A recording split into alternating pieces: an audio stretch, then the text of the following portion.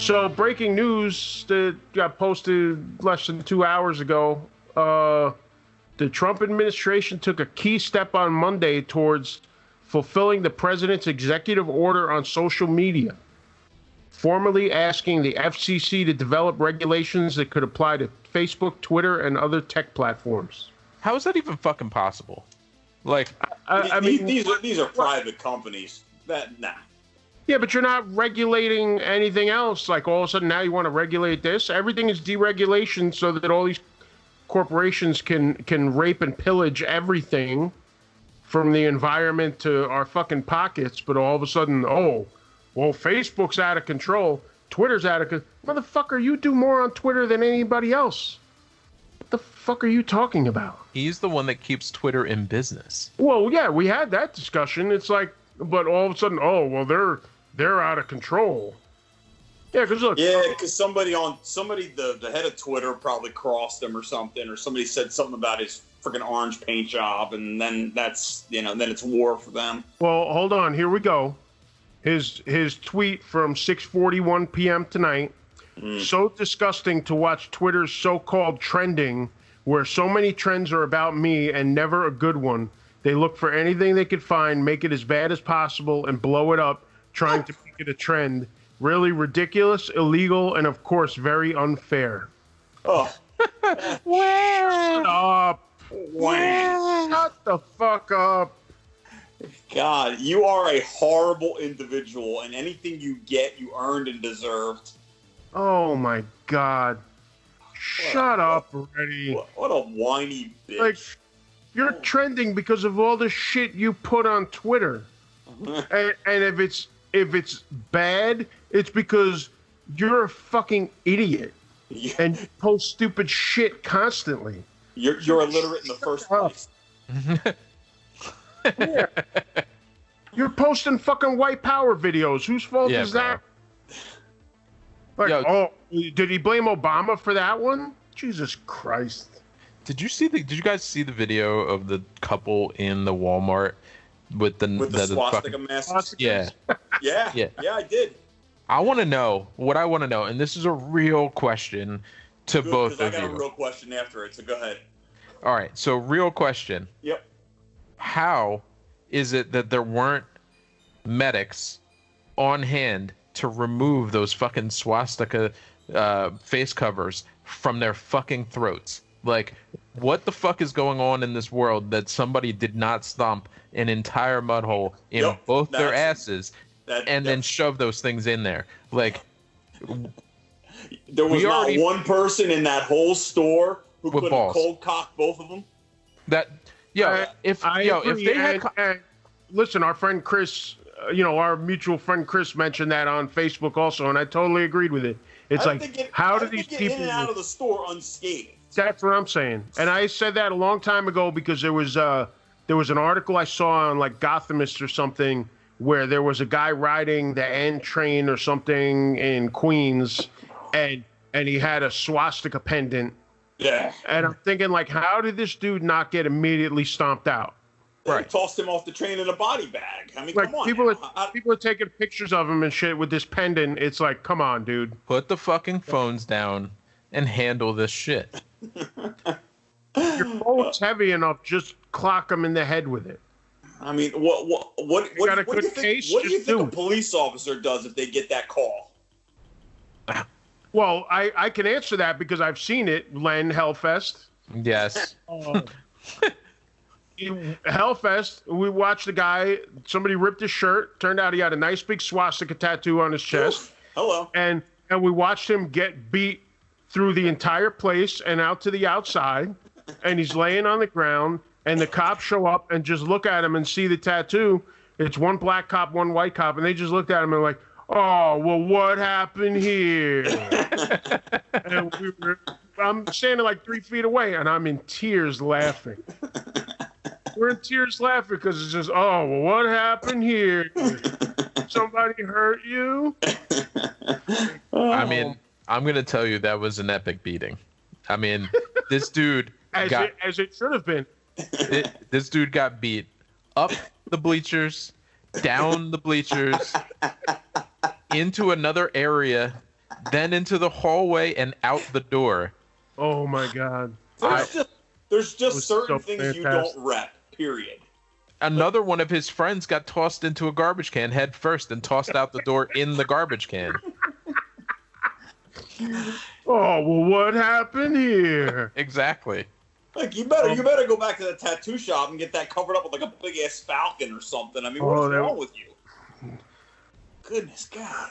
But that's but that's the whole thing. Just like we're talking about, it's like how are these people allowed to even breathe through these swastika masks? Well, what I'm hoping is that the internet did its job. They found out who the fuck they were. They both got fired. They lost their jobs and all this other shit. It's like the same thing that happened with that lady in Central Park who, called about that guy asking her to leash her dog. She basically got her life ruined. So hopefully these people were easily identified. No. She didn't get her life ruined. She ruined her own life. Well, Exactly. yes, of course. You gotta pose the statement the right way. Yes. Because listen, it's bad enough if you're rolling through with a swastika mask on, but then they're giving people the finger and shit. Like you're just asking me to put my size 13 in your fucking throat. Yo, let me just pose this. At what point do you think that they were walking through the store with these masks on and they go, we know, we're going to go to the black cashier. We're going to him. If that was me, nah. I would have been throwing all their shit at them, jumping over the thing. Like, there are certain spots where, as I said, I've said a number of times, I'm not an outwardly violent man. That's not my thing. But you roll through my fucking cashier lane with a swastika on your fucking mask, I don't even need the job that bad at that point. You don't need $9 an hour. It's worth whooping somebody's ass for. Listen, right. I've seen McDonald's employees whoop a dude's ass for a lot less than that.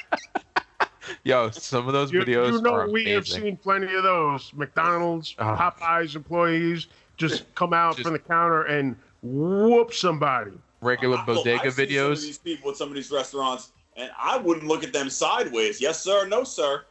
Exactly. You say sweet and sour, ranch, whatever you want to give me, that's fine, I got ranch at home. Shit. Yeah. So Walmart cashier, do your thing. Just go. It says if you put that mask on, from the time you put it on to the time you take it off or get it taken off or get your head taken off or get it beaten down your throat, anybody is free to do whatever they want to you. It's free pass. It's an ass whooping on site. I would have if I saw somebody whooping your ass for doing it, I would just be like, hey, you signed up for this. Yep. You signed on the dotted line when you walked out of your house Absolutely. and said, you know what? I'm gonna wear this because I don't care what happens to me for doing so. You're not going to your Aryan Nation book club meeting. I mean, where do you think you're going? You're going out in public. Jesus. Well, I will say this, looking, trying to do a little research here, I don't see any identification of either one of them. Yeah, I know. I looked around and I didn't see it either. And that's just crazy to me. But their faces were pretty covered. Apparently, they themselves, I don't know how they could possibly enforce this, but Walmart has said that they are banned from all Walmart stores.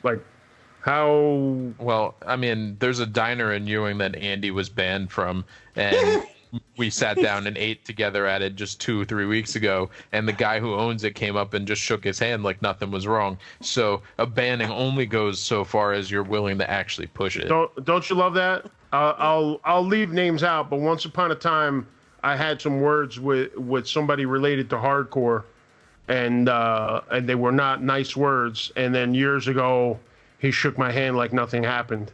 Yeah. And I was just like, yeah, okay. Well, I guess they know who they are, but they haven't put it out there publicly because it says the shoppers who were not identified were issued trespassing notices, which will ban them from returning to that location for at least the next year. But then I saw a different article saying that they were banned from all Walmart stores. allegedly. God, well, in like another 5 years, they won't be able to go into any store then, you know? They'll be banned from everything. I mean, it'll be very hard to walk into a store when I break both your ankles. You know? I mean, come on now. But this, you know, but I love, you know, and everybody's got their own opinion on it, but some of these people, it's like, well, you're stooping down to their level. And it's like, no, you know what? Like, what are you going to do? Reason with these people? Hey, when there's a cigarette burning on the ground, what do? You stomp that shit the fuck out. Yeah. No, you're right. There's no reasoning. Your beliefs are foul, and your judgment is worse. Right. So that's a toxic combination. That you they feel happy enough with it to step out there blazing that shit. Yep. So like, I don't think you're suddenly gonna pull them aside and say, hey, you know, I don't think that's cool, and they're gonna be like, oh, you know what? You're right. I didn't think about it your way. Yeah, I didn't think about it that way. You're totally right. So let me put this. What do you think's going to happen when you go out with that? Because I don't think it's the right approach. That's just, you know, that's just daring people to fuck with you, and you know what? You should get fucked with. But you know, but all these people just stand around getting on camera, this and that. To me, you know, you're signing off on it. It's like that whole thing of you're with us or you're against us. It's like, you know what? If you're not against that shit, like, then you're with it. Yeah. I mean, so I was sent a video today of a guy who was basically against the pro Black Lives Matter rally that was going on in whatever city he was in, and he was basically threatening everybody that was in front of him, and one person had a camera on him, and then there was like a group of other people, and he's like, nobody even knows who I am. I'll say whatever I want, blah blah blah, and he's just like lobbing out all these threats, and then the person standing next to her, he goes, standing next to the person that's videoing, it just is like, oh wait, your name is this and you live at this, and like he just ran him down, and the guy was just like kind of put his head down and walked away because he got immediately called out because he found out that the internet exists. Yeah, pretty much on the spot. Dude. Come on. You got to know that your information is available at all fucking times. But it's the same thing like we talked about a million times with the cops. It's like there's cameras everywhere, and you're gonna get found. Did you see the video I just posted like maybe an hour and a half ago? I don't think so. Let me see. Some kids were clearly out like joyriding in Ridgewood, New Jersey. No, I did not. On bikes. I'm looking at it now. So, just wait. I want to hear your immediate reaction. Did you see it? See, I saw your face. The cop. Hold on. I got to start. And does it require sound? Not really. So I'll lay it out for the people on listening. So, one cop stops. I just have to laugh because it's so ridiculous that it's one of those videos where you look at it and you're like, this can't possibly be real, and yet it is. So let me lay the situation for you. These kids are in the street riding their bikes apparently, and the cop stops one of them, and there's like not a scuffle, but like the one kid is basically like trying to pull the bike out from the cop's hand, and out of nowhere a secondary cop comes running up and grabs the kid by the neck from behind and just accosts this child. And I mean, this kid is like maybe 15 at most. I don't even think he's 15. Yeah, I'm just saying, I'm giving the benefit of the doubt here, but he's probably like 12 or 13. I mean, there's no reason to manhandle a child like this if you're a grown-ass man, adult, like police officer. What the fuck is going on? I don't care what these kids were doing in the middle of the street. Nope. This is not how you handle your business as a police officer around children. Not acceptable. You hear this all the time. People say, defund the police. That's not what we're saying. I'm not saying like we don't need the police. We need better training. We need police that actually enforce the law and are part of the community. We need people who actually care. We don't need some goon grabbing some kid on a girl's bike by the neck.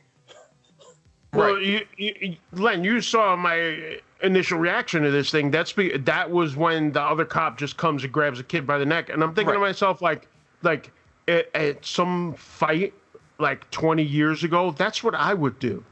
Yes. So if a cop is doing anything that I would do back then, when I was like full of like malt liquor and just hate, like. I'm right. like it's probably not that the way. Is definitely not anything that a police officer should be doing ever. Now, no, this has got a lawsuit written all over it. Now, I would hate to live in Ridgewood Township. They're gonna have to pay for this. Let me pose this to you, Gary. Say that's your child. Number one, if I was present and this was my child, I would guarantee you I'd be in jail or shot dead. Right. Because I would probably try to pick up a parking meter to smack this cop. Like, my rage would be unreal. Like, just watching this, I'm thinking to myself, like, this is some fucking madness. Exactly. But and it's crazy because you know what? Like, no, and if I heard about it later, lawyers are on the phone and guaranteed, I'll be getting a nice payment if I don't completely own the Ridgewood, New Jersey Police Department by the end. Because it's so egregious and over the line. Like, now that I'm watching it again, it's like it doesn't matter what that kid was doing, who he was mouthing off to, if he was where he wasn't supposed to be, if the cop had asked him to move, you still can't just run up and get out and throw him on the ground. Yep, and then they're like, if you were listening to it, they're like kneeling on him, and he's like, I can't breathe. You're kneeling on my stomach. Like, he's little, bro. But you know what jumps out at me the most? Because this is the go-to for people that fall on one side or the other of this thing. White cop, white kid. So you can't even go into the racism thing here. Nope. I posed it without respect to race. But that's the first thing that I noticed, because you know what? And it goes back because Andy was just saying the same thing that I've been saying all this time about how the problem lies in the training. Like the example that I gave weeks back about the dog and the cop shooting the dog. Yep. And that's a perfect example. And this is another great example of like, this is not the way these guys should be operating. At all. At all. Like, my thing is, the conversation a lot recently is about how the cops treat minorities, specifically black people, but minorities of all kinds. And white people want to argue that, they do that to us too. And my question is, well, then why the fuck aren't you mad too? Exactly. Like if you say that they do it to white people more often than they do it to anybody of color, then you should be just as fucking angry. Join the fucking crowd or shut the fuck up because you're just bootlicking. I am not equally affected, and I'm equally angry. Right. I'm aware of the disproportional treatment of minorities, for lack of a better word, and that's enough to piss me off, even if it doesn't affect me personally. Right. But Len makes a great point. It's like, you know what? If your argument is that, oh, well, they do this to white people a lot more, then why are you down with the okie doke? Like, you should be just as pissed off and making just as much noise, because the shit is stupid no matter what color is being affected. Because that's not true. It's not true. White Caucasians are not affected at the same rate that minorities are. Well, yeah, I'm just talking total number. But it's just because that's their argument is that is about the total number of. If you want to go with their storyline, then that's the question. Like, let's say that your version is true. Then why aren't you pissed off?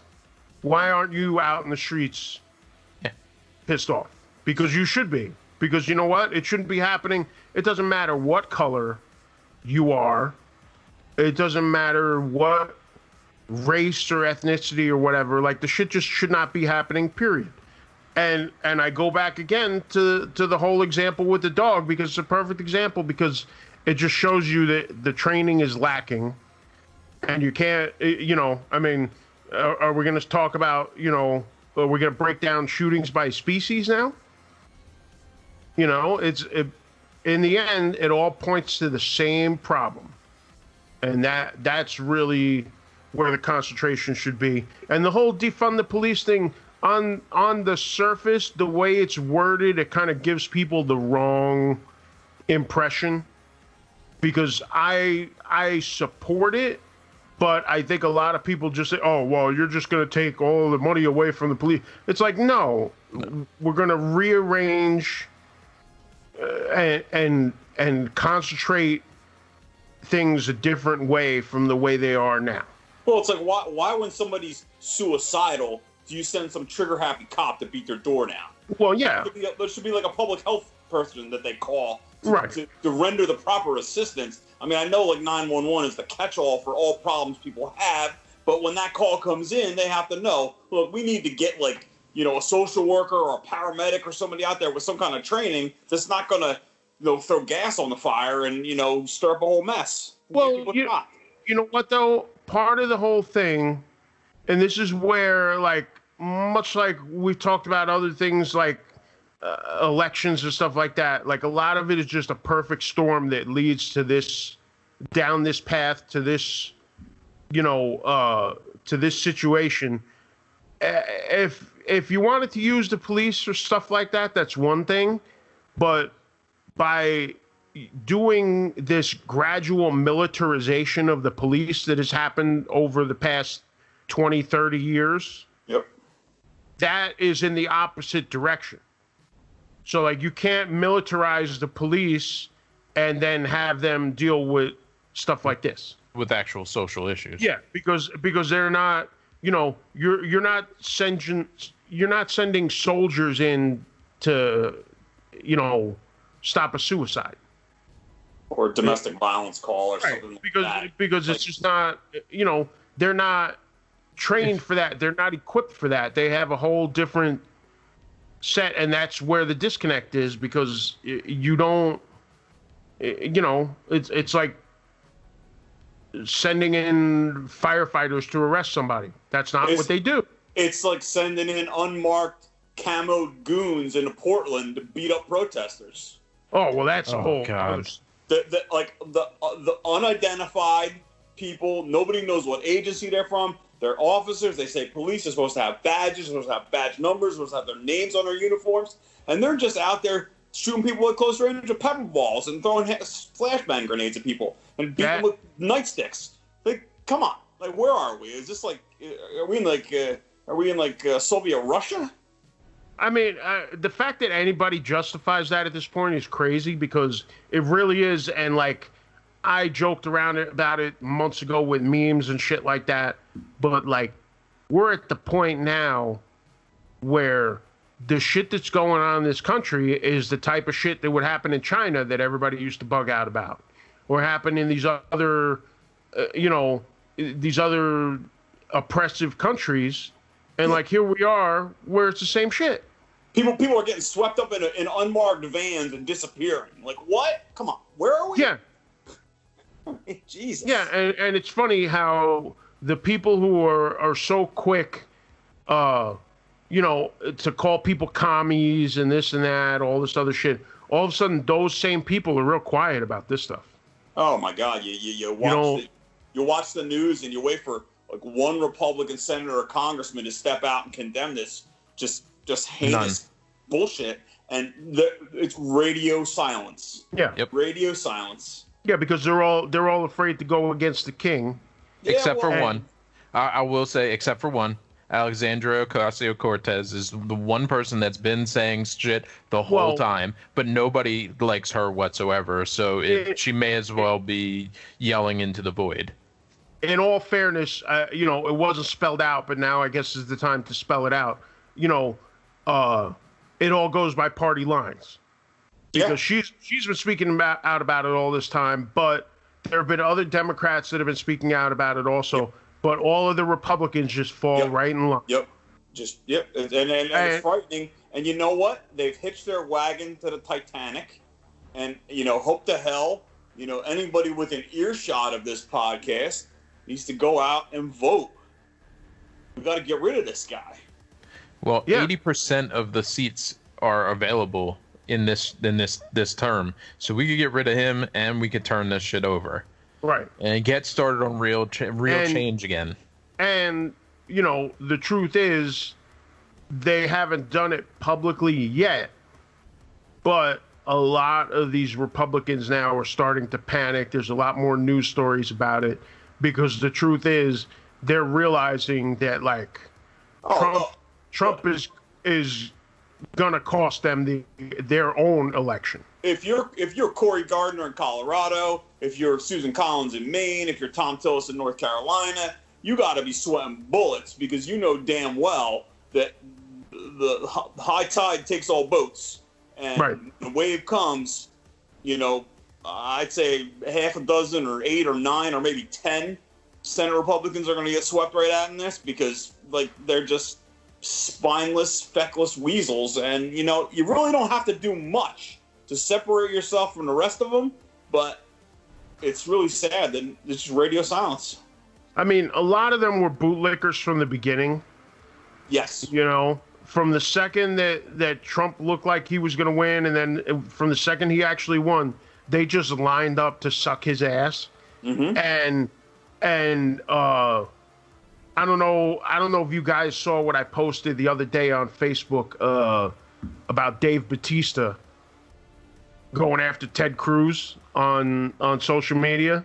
I sort of saw your post, but I didn't dig in. But I know that the general terms of what you're talking about. Yeah. Yeah. Well, I'm gonna dig it up right now. But he went after Ted Cruz because if you remember, you know, Trump talked all kinds of shit. Shit all over this dude. Shit all over his wife, family, and his wife. And here's the article. Batista took to Twitter, blah, blah, blah. To fix the mess the GOP and your Fuhrer have made will not be over for a long time, but is the beginning of the end, and fuck you. Hashtag new Nazi party. And then Cruz shot back at him. And then Batista said, you're not conservatives, you're Nazis, you've divided America, you've killed Americans, you've disgraced our Constitution. Also, you sucking Trump's ass after he disrespected your family, heritage, your wife, etc. tells us everything we need to know about your character. That's it. And he's not wrong. No. And unfortunately, no matter what happens, unless there's an absolute political earthquake, Ted Cruz is dug in there like a tick. I mean, he ain't coming out of there. I mean, obviously he's not up for election. John Cornyn is, and Cornyn's running against a great candidate, but MJ Hagar doesn't have a chance. It's like running against Mitch McConnell in Kentucky. Amy McGrath's a great candidate, but it doesn't matter. Kentucky's so red; it would take such a wave to get rid of Mitch McConnell. It's just not going to happen. Just like the Texas Republicans, they're just kind of. They're there. They're just there. Yeah, but and they continued going back and forth, and then Batista just turned it up and was like, because Cruz said something about violent mobs, America hating crazy left, or you know, all the talking points of typical Trump bullshit, and Batista was like, this country was founded on protest, which is exactly why it's a First Amendment right in our Constitution to protest unjust abuse of political power. Also, how's that ugly ass wife of yours doing? You know, I think the funniest thing I saw coming off this Portland riots and mess. Somebody was using some clips of the Portland riots to talk about what would happen under Biden. No, this is happening right now. This is happening now. Oh yeah, well that's all those commercials. Do I have a problem in my brain or something? See, but that's what's so funny because they do all these Trump commercials are like, would you survive in Biden's America or this or that or whatever? Like all these things that happen in Biden's America. It's like, this is happening now in Trump's America. So like, what the fuck are you even talking about? It's just so stupid. And there's all kinds of videos just calling them out for that all over YouTube and stuff because it's just such a blatant admission. It's like, did nobody have the common sense to see that like you're just cooking yourself? And then come election time, people are going to go walk in the booth and they're going to pull the lever for this orange asshole. Yep. Well, see, here's the thing, and we talked about some of this before. If now the tide has started to turn between all the fight against racism, now that that's really come so far forward, and also the way he's completely botched this pandemic shit and continues to try to blame Obama, like. Oh, Obama and Biden stopped the testing. Like, what testing? Testing? What the fuck are you talking about? How can you test for something you don't know exists? Yeah. And, they left the cupboards empty, which has been proven over and over to not be true. But, like, even if the cupboards were empty, okay, you didn't notice for 3 years? Right. Like, can I say something terribly unpopular? Would it be wrong if I didn't want to see a COVID vaccine until December, so this bastard couldn't run on it like he cured the whole thing? Well, would that be wrong? Or do the ends justify the means? Because even if we get a vaccine in November, it's going to take so much time to ramp up production and get the whole population inoculated. It ain't going to matter until 2021 at some point. But 58%, 45% of these people won't even say they won't even take this vaccine, so it doesn't even matter. Great. Can you blame them though? Because we're rushing the thing that usually takes like 3 to 4 years. Yeah. Like, how do we know that you're not going to grow a third eye from this fucking thing? You know what I mean? It's funny, but seriously, like, because all right, you know what? We shit on a lot of like more right wing level things. Let me give a little equal time. I watched CNN this morning, and they're talking about, they just started the phase 3 trials, and they showed like the first person getting the shot. I'm surprised they didn't have streamers and a fucking neon sign for them and all this shit. And it's like, really? Like we're making that big of a deal out of this? Like, this is what we're supposed to be doing for every fucking vaccine, but all of a sudden, it's breaking news. It's like, there's nothing here, and it's just giving people false hope that like, they're doing this, so things are moving along. It's like there's a process that takes 3 or 4 years for a reason. Yep. For a reason. Like, safety, how many of these people are going to be the first one to line up for it, and then they start to grow a second fucking head? Safety, efficacy, side effects, other interactions, other preconditions these things need to be tested over a long period of time. Yeah, and it's not like it's something, you can run, a million computer simulations or whatever, but the only way you really know about these things is in real life with real people in real time. Yep. So like, you may have a vaccine and everybody's biology is different, so you may start to realize that like people are going to have a problem with this thing. And inevitably somebody always does. They're allergic to one of the inert ingredients in it, or they're allergic to the plastic that it's wrapped in or something. You never know. These things always happen.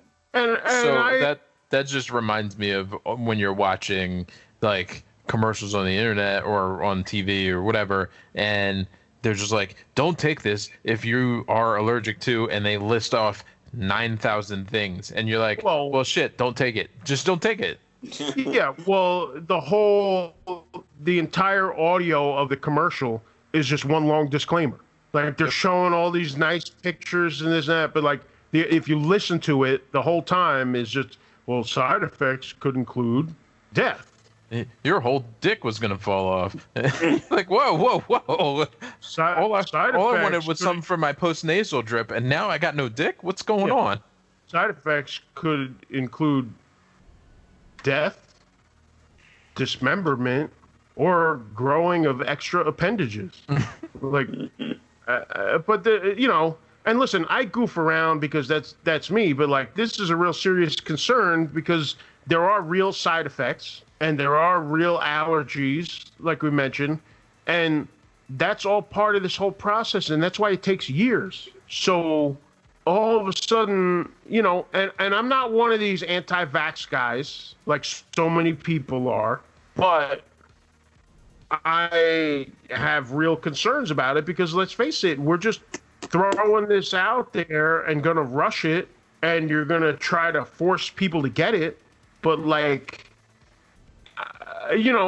and here's the other problem they're gonna run into, because the truth is, a lot of people didn't trust government before, and now after Trump, it's gonna be even worse. It's way worse. So you think anybody is really going to trust them with this thing? Like, no.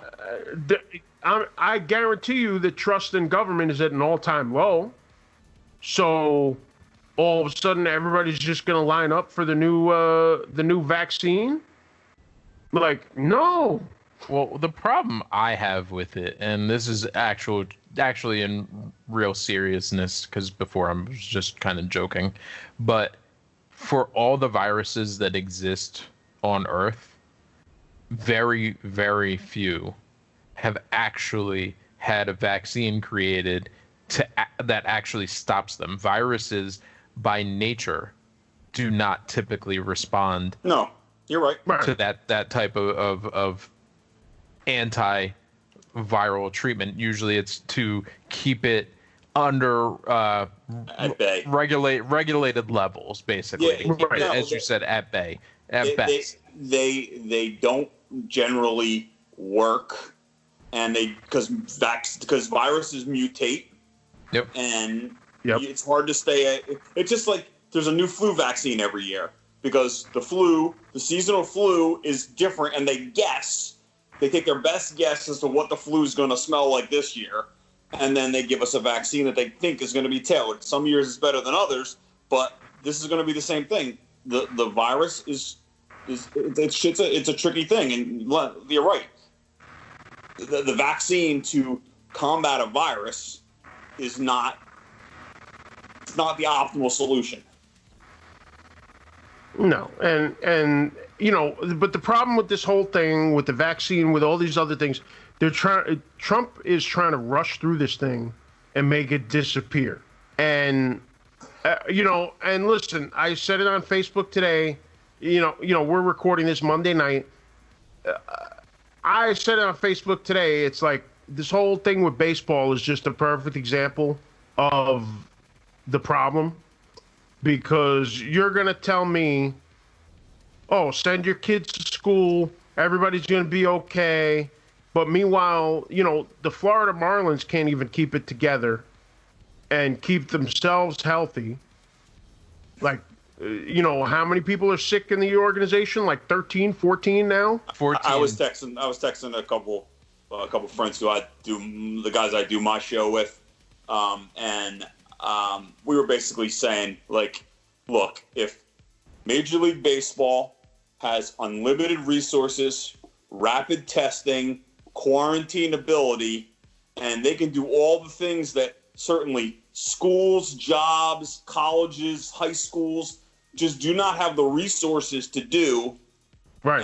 And they can't keep it together. And it's been like 4 days. Now, I thought this thing would fail miserably, but I at least thought they'd get, a couple weeks into it. But I was like, oh, baseball's back. I'm like, yeah, for how long, stupid? I mean, like, this is not, it's a contagious virus that we don't even fully understand how it gets passed around. And now you guys got guys in close contact. Now, God forbid you want to play football?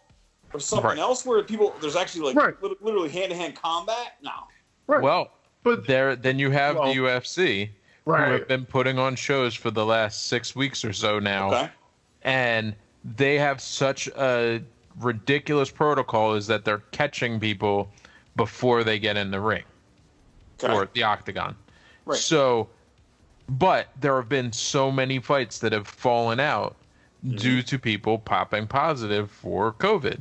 Right. Like, if you're talking about a roster of, we'll call it 26 people that have to come for a fight, plus all the people that are running the cameras and all the production of your show, etc.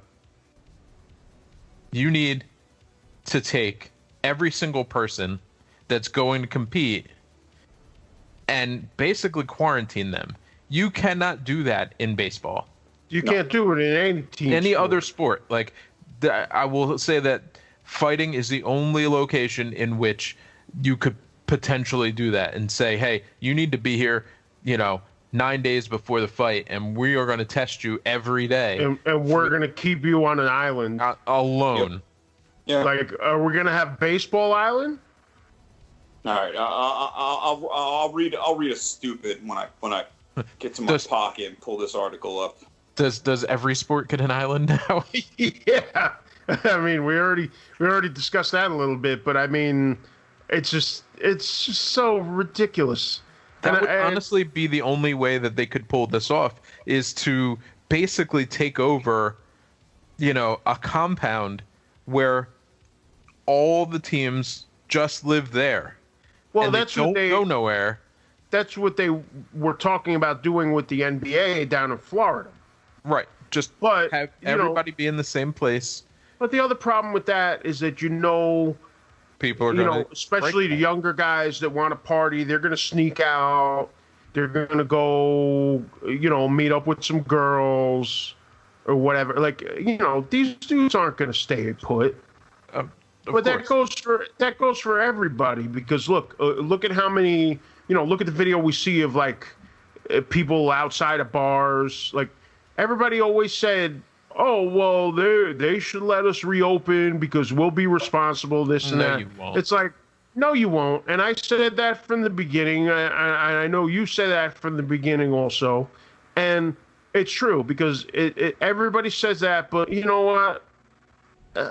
So many people are stupid. Let's just put it this way. Yeah, sitting there and you're watching the horror movie and you're like, hey, don't go in the basement. The killer's in the basement. And what do? They go in the fucking basement. Right. This is the same situation. What I'm going to read here is pretty much the same story. So this is courtesy of the Inquirer, Philadelphia Inquirer. And the headline is, Marlins group text message decided game versus Phillies would be played Sunday after COVID-19 outbreak. The Marlins learned Sunday morning that their starting pitcher for the afternoon game and two other players had tested positive for COVID-19 and would be unavailable to play. An apparent coronavirus outbreak was underway in the visiting clubhouse at Citizens Bank Park, and the Marlins responded by asking their shortstop to determine if the game against the Phillies will be played. He's kind of the unofficial captain of our club, Marlins manager Don Mattingly said of Miguel Rojas. He always texts the group of players and getting the feelings for the group. So when we're dealing with situations or things, that's usually what we're working through. Major League Baseball issued a 113-page operational manual for all clubs and employees before the start of the season. It outlines everything from on-the-field rules to testing to procedures and what happens to if a player tests positive. But Sunday afternoon, the status of the game amid a coronavirus outbreak was decided by a group of text messages between Marlins players. We made the decision that we're going to continue to do this, and we're just going to continue to be responsible and just play the game as hard as we can, Rojas said. But did the Marlins ever consider not playing? Does this get any dumber? No, I mean, it doesn't. It can't get dumber. In all fairness, I think their handbook says that in cases like this, that they should use group text. I think you may be right. I mean, I think that's maybe on page like. So well, it wouldn't surprise me. That's how stupid this whole thing is. But I just, the whole thing is so ridiculous on every level. The fact that But that just shows you it's just complete incompetence because at the team level, they knew something was up. They knew 3 players had already tested positive. Right. But it's just what I'm saying. Oh, we'll be responsible. It's cool. So it's all good.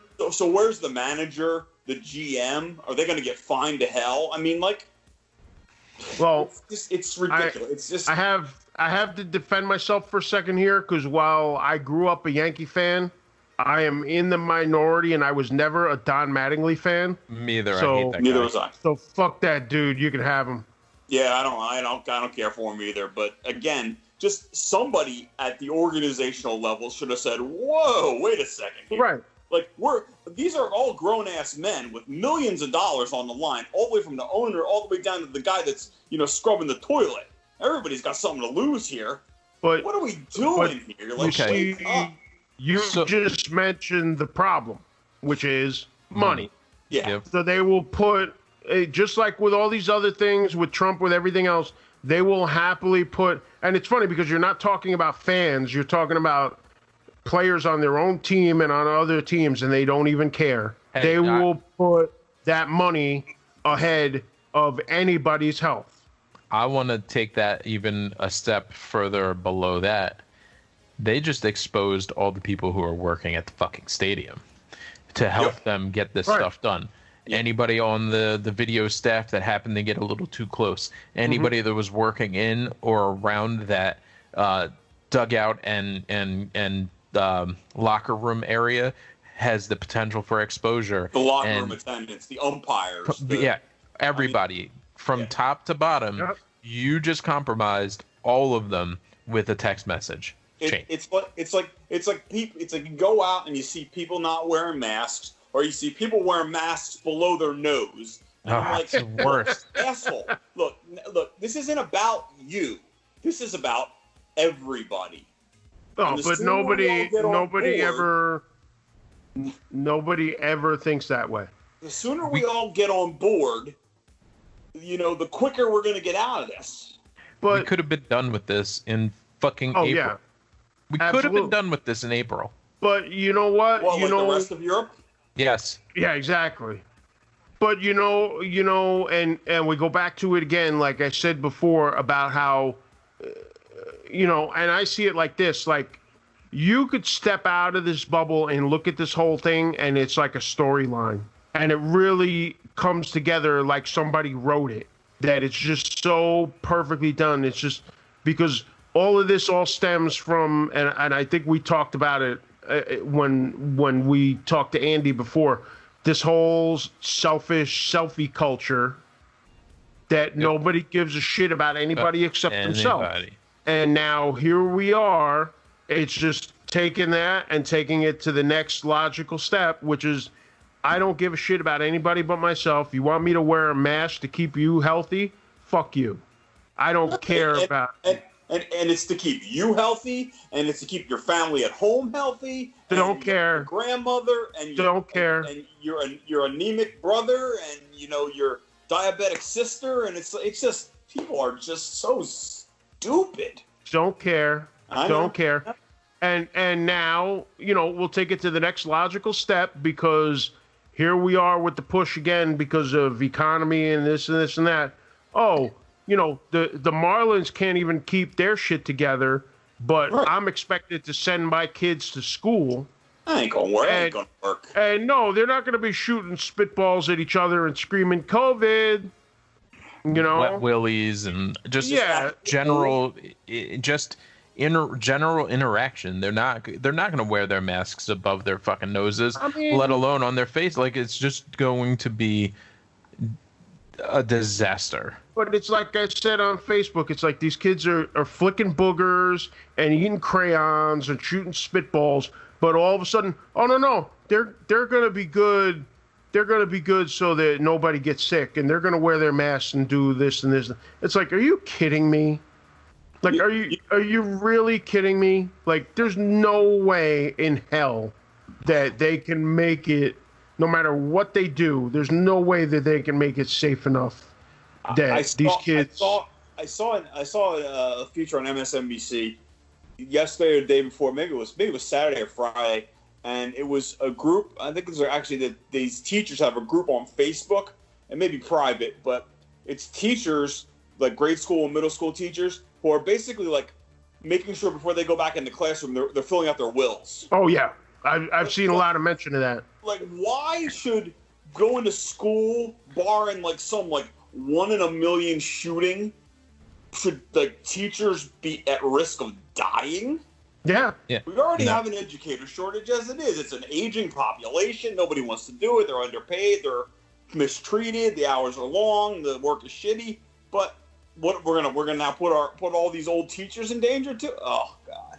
And it's all ridiculous because I hear people talk about it and they're like, oh well, you know, the younger people are much less risk. Less risk. They're less likely to get sick. Blah blah blah. Oh, yeah, but they're not less likely to pass it on. Exactly. Right. So they're gonna come home and give it to mommy and grandma, and then half the family's gonna fucking die because you want to rush to send people to school because hey, you want to reopen the economy. Get the fuck out of here, Ray. Homeschool is not optimal. Oh no, safer. Not by a long shot. But it's safer. Right, and listen, I know a lot of people having trouble with the whole homeschool thing. Yep.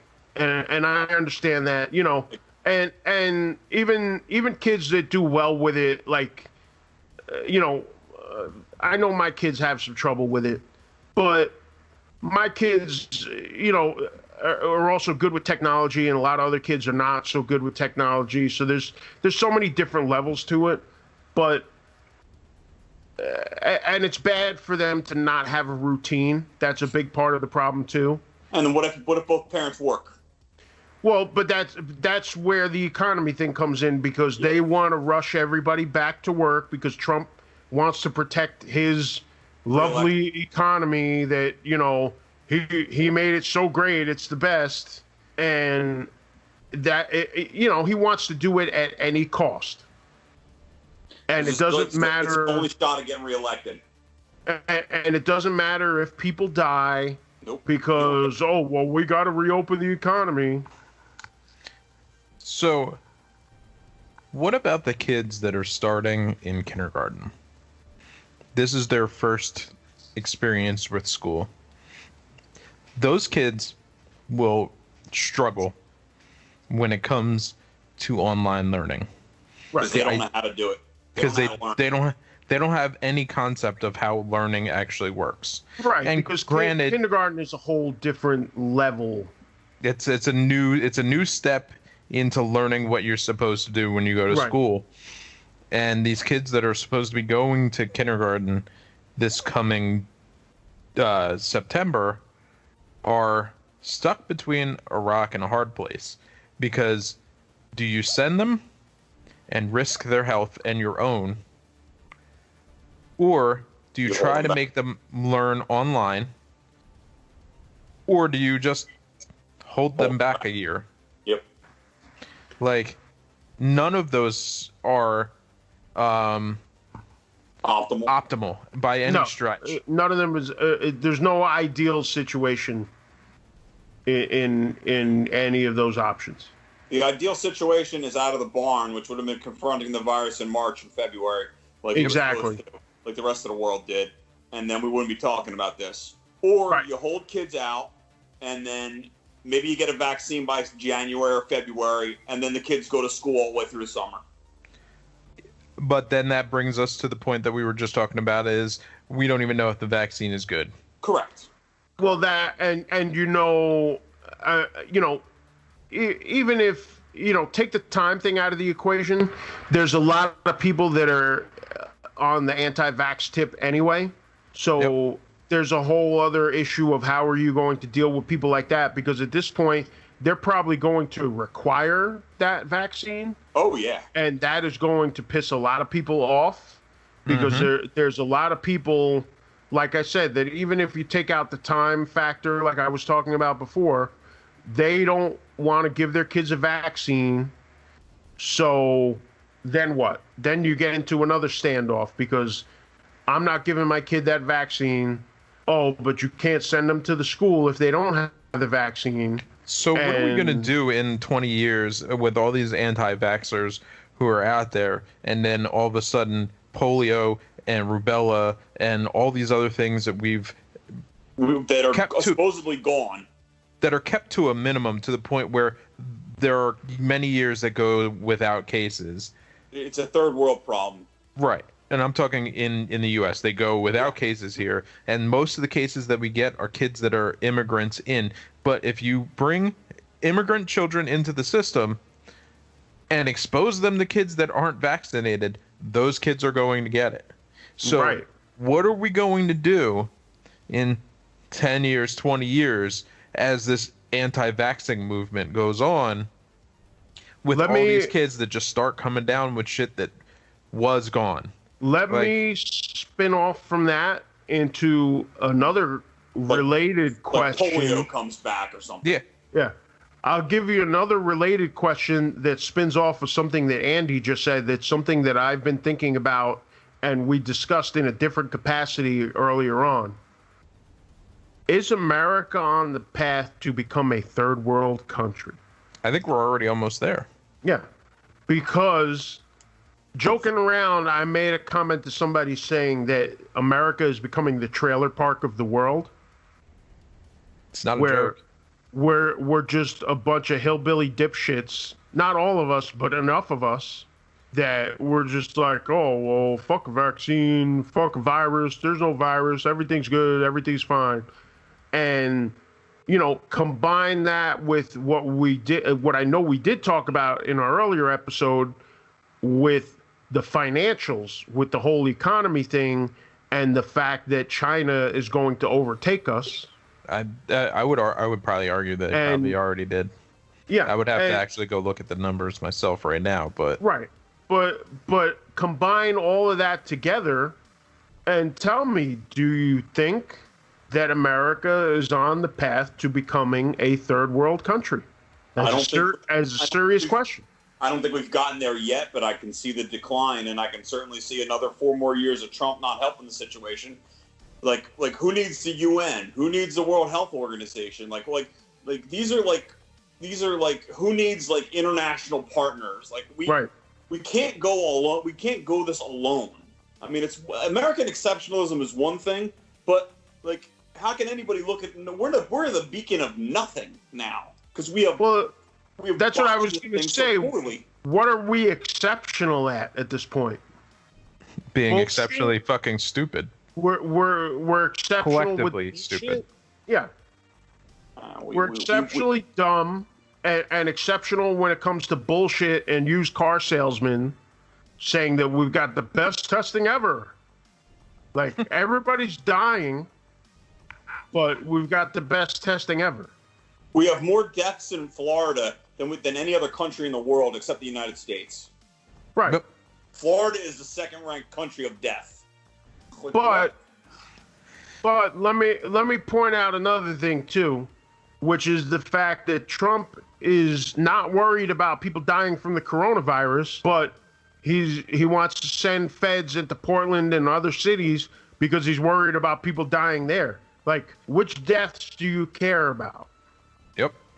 There's only one death he cares about, and that's Donald John Trump and his reelection in 98 days. Right. Well, it's that, and he wants to go and wave his dick around. That's what it is. Because he's all, law and order president. Like, give me a fucking break. Side note, he urged just the other day that more states should be opening further, and to just, we'll see what happens from that. Like, we already saw what happened. We know what's going to happen, dickhead. I think he actually made that statement again today. I could be wrong, but I think he made a similar statement today about continuing to reopen. Yeah. But that's just how... amid the spike across all these, of inspections across all these... Because if he ignores it, it doesn't exist, and he's just continuing to hope that it goes away. And the best thing... National Security Advisor Robert O'Brien tested positive. Yep. Right. And he's as close to the president as anybody. His office is just down the hall. Oh yeah. Well, now they meet face to face all the time. Now the president says that he hasn't seen him in a while. Yeah. That's the new story suddenly. So which is more concerning? That he hasn't seen his national security advisor, or who was right up next to him and he may have COVID? Like, see, but that's the thing with Trump, that the more he bullshits, the more he paints himself into corners. Like what we said about the commercial about Biden's America. It's like they're showing you Trump's America. So there it is. Well, I haven't seen him in a while. It's like, well, shouldn't you see? Same thing with Fauci. Yep. It's like, oh, well, you haven't seen Fauci in a while. It's like, why? That guy's like, that's the scientist. That's your go-to scientist with this whole pandemic thing, and you haven't talked to him in months? Why? The thing that really grinds my fucking gears is the people who like to complain about Fauci and CDC, etc. And they're like, they don't know anything. They keep changing their mind. And I'm like, no, that's how science works, is that you find out new information and you make a new determination pushing forward. Right. What you knew yesterday is not what you know today. So your information may change. Your protocols may change. And you should be ready to change them as quickly as possible. This whole I'm going to run at it from one angle only is just completely absurd. Well, that's how those people play themselves, because you know what? You know what the best way is to explain that? It's the same as the virus. The virus changes. You got to change with it. You've got to change with it. Here we go. Trump says he hasn't seen National Security Advisor Robert O'Brien recently and doesn't know when he first tested positive. I haven't seen him lately. I have not seen him. I'm calling him later. Yeah. Okay. Well, that's because maybe Robert O'Brien doesn't play golf in New Jersey. That's why he missed the golf date. That's how I found out. Like, you know. So apparently, I think what scares the bejesus out of me in general is this administration's just total hate and fear of expertise and science and just common sense. It's like, oh yeah, these are things that we need in our leadership. Absolutely. Definitely. We need experts. We need scientists. We need smart people in the room to keep shit in line. Like I've talked about it on here many times. It's just the war on science and the war on common sense. But I'll one up you, and I'll tell you what's even more scary than that is the fact that not only does this administration do that, but then all of these shitheads just line up and eat it up. All of these drink it in. Dummies, because that's what they are. They're dummies. They're just, because there's so many, I've had so many people say to me, and I've said it on social media many times, I've had so many people say to me, oh, well, the media spins it, this and that. I can sit there and other news channels and other places, it's been all over the place. You can just listen to his speeches, Donald Trump's speeches, and you can look at his Twitter posts, because everything goes on fucking Twitter, and you can say, look, he's contradicting himself right there. And it does. Yeah, you don't have to tell me that CNN is spinning it or that MSNBC is spinning it. Nobody's spinning it, because you know what? He said this on this day, and then he said this on this day, which is the total opposite, and he's contradicting himself. Within the same tweet. Yeah. He's contradicting himself completely. He doesn't know what the hell's going on. Because look at how many times he tweeted back then about Obama should be held accountable for the swine flu or whatever it was, and it's like, you know what, that was nothing compared to what this is, but all of a sudden now the rules completely change, and that's not anybody spinning it for me. I'm going on his own words, period.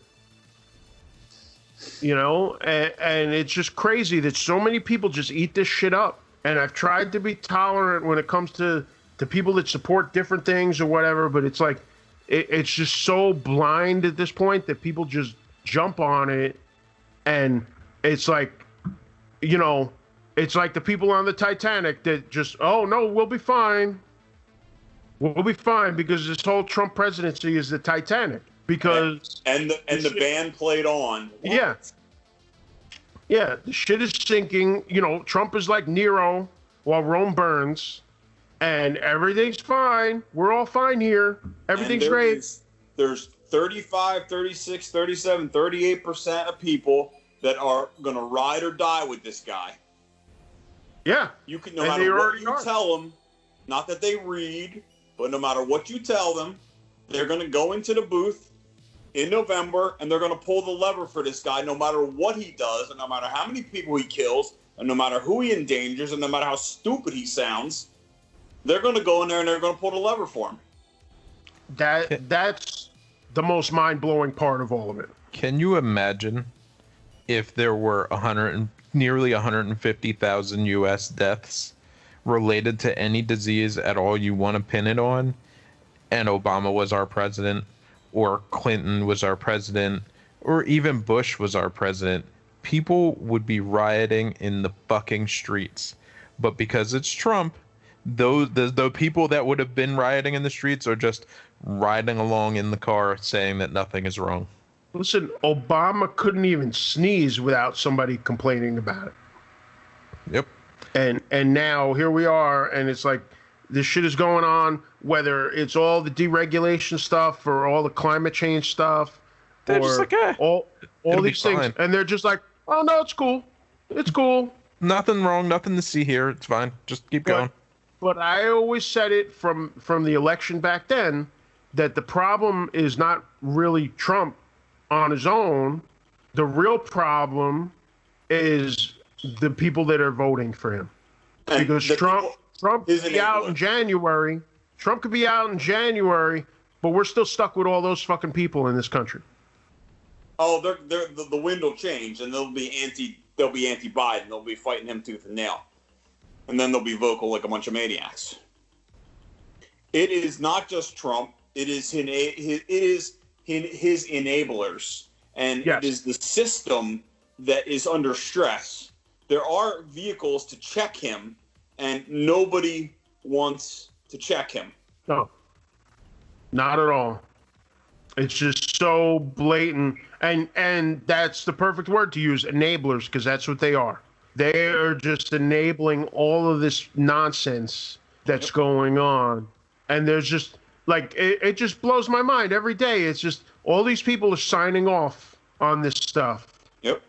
As everything is falling apart, people are dying at an alarming rate. Right. And we don't need to see Lindsey Graham kissing your ass on Fox News. But that's what they're gonna do. He does. Right. And the sin of it is that he's so entrenched. There's a great candidate named Jamie Harrison who's running against Lindsey Graham, who would do a hell of a lot better job for the people of South Carolina, but he's going to lose by 3 or 4 points because Graham is so entrenched in South Carolina, unfortunately, barring some major tidal wave, which could happen, but I wouldn't bank on it. I mean, you look at the map of who is where the typical support for Trump is, and I mean it's clearly all the center of the U.S. and then random southern states, not random because I mean we know they're shit states like South Carolina. No offense to my South Carolina friends, but the majority of the people in South Carolina are clearly not on the right side of history, in my opinion. And you can carry that through all the way to Florida, because Florida is a shithole. And I don't care if I offend anyone in Florida. I'm not coming back there. It doesn't matter. But, okay, so then let's talk about this. Trump let us know that he's not going to go pay his respects to John Lewis. Yep. What kind of bullshit is that? I mean, that's par for the course as far as I'm concerned. I wouldn't expect anything less. I mean, on one hand, I'm surprised, and on the other hand, why is this guy suddenly going to, in year 3.5, start acting presidential? It's ugly. Well, it's not even just that. I mean, let's face it.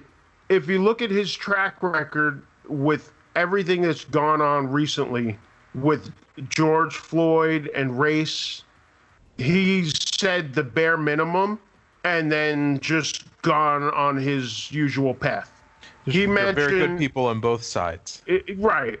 He did that, but he mentioned George Floyd once that day. When the looters and all the riot shit happened, and that whole big mess with the Bible in D.C. He mentioned George Floyd for like a second.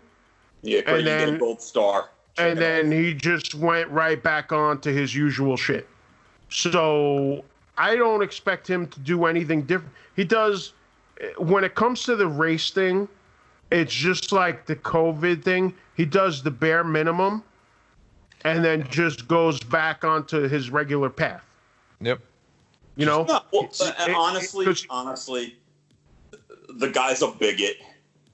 He's a white supremacist. He's a piece of trash. And maybe he doesn't fall exactly in those buckets, but he certainly has those tendencies. Well, he's got a proven track record going back long before he was president. Of being sketchy about that shit. Yeah, so it's no surprise, right? Yeah, I mean, short of going out there and Sieg Heiling or coming out to Screwdriver, I mean, what's he gonna do? Come out to White Rider? Like, how far is he gonna go? But I just don't understand how politically obstinate he is, that he doesn't understand that while he would get probably panned by his base, it's the right thing to do. Like, it's almost like he's not even trying. No, because he doesn't care. Well, you got to remember something, Andy. He started doing this before he got elected. Yeah. And because rapist, yada yada. Right. Well, when he was campaigning, I said it. I was like, I wonder if he's trying to throw this thing, because he just kept saying crazier and crazier shit. And what nobody ever thought happened was exactly what did happen, which is just the crazier he got, people just went all in on it. And that's what got him elected. So he's not going to stray from it. Oh, and the thing was, it's like, he'll normalize. He doesn't mean that. No, he meant it. If you watch Trump talk, believe what he says. Because he telegraphs everything. He will tell you what he's going to do. There's no strategy. No, absolutely. But that's the whole thing with him. He got into office doing that type of shit. And that's why he'll never stray from it, because he basically got into office, and it's funny, as scary as it is, because politicians generally will, are chameleons and will just go with whatever they think will get them elected. And Trump, as scary as it is, got elected by being himself. Because sadly, a lot of this country goes for that type of shit. He brings out the worst in people, and people eat it up. And that's why, because, but it goes back to what I've always said, that a big reason why that election went the way that it did was because the Democrats really fucked it up, because they turned off their own base, and Trump riled up that base. And those are the ones that went running to vote. And okay, you can make this whole argument of Hillary won the popular election, whatever. Sure. Stop. But that's not our system. Because in the end, if you don't like it, that's the way the system was set up. But Trump got enough that he was able to win. He got enough votes in the right places. Right. And it was 70,000 votes in Wisconsin, Ohio, and Michigan, net total. That got him the election. Well, look, the Democrats are at fault too, because Hillary Clinton was a vile candidate as well. She had as much baggage as Trump, so it was like, It was like watching South Park. Is it the giant turd or the douche sandwich? Like who do we want here? Exactly. Like, pick your poison. They both are awful people. But I think when Trump is trying to attack Biden, those attacks aren't sticking on him because. Well, there's a few things to that recipe there, because first of all, Biden was quiet for quite a while, and that's probably the best thing he could do so he doesn't say something stupid. Yep. But the thing that drives me crazy more than anything is that if it was anybody but Biden in that spot, Trump would be in a complete panic right now. Mm-hmm.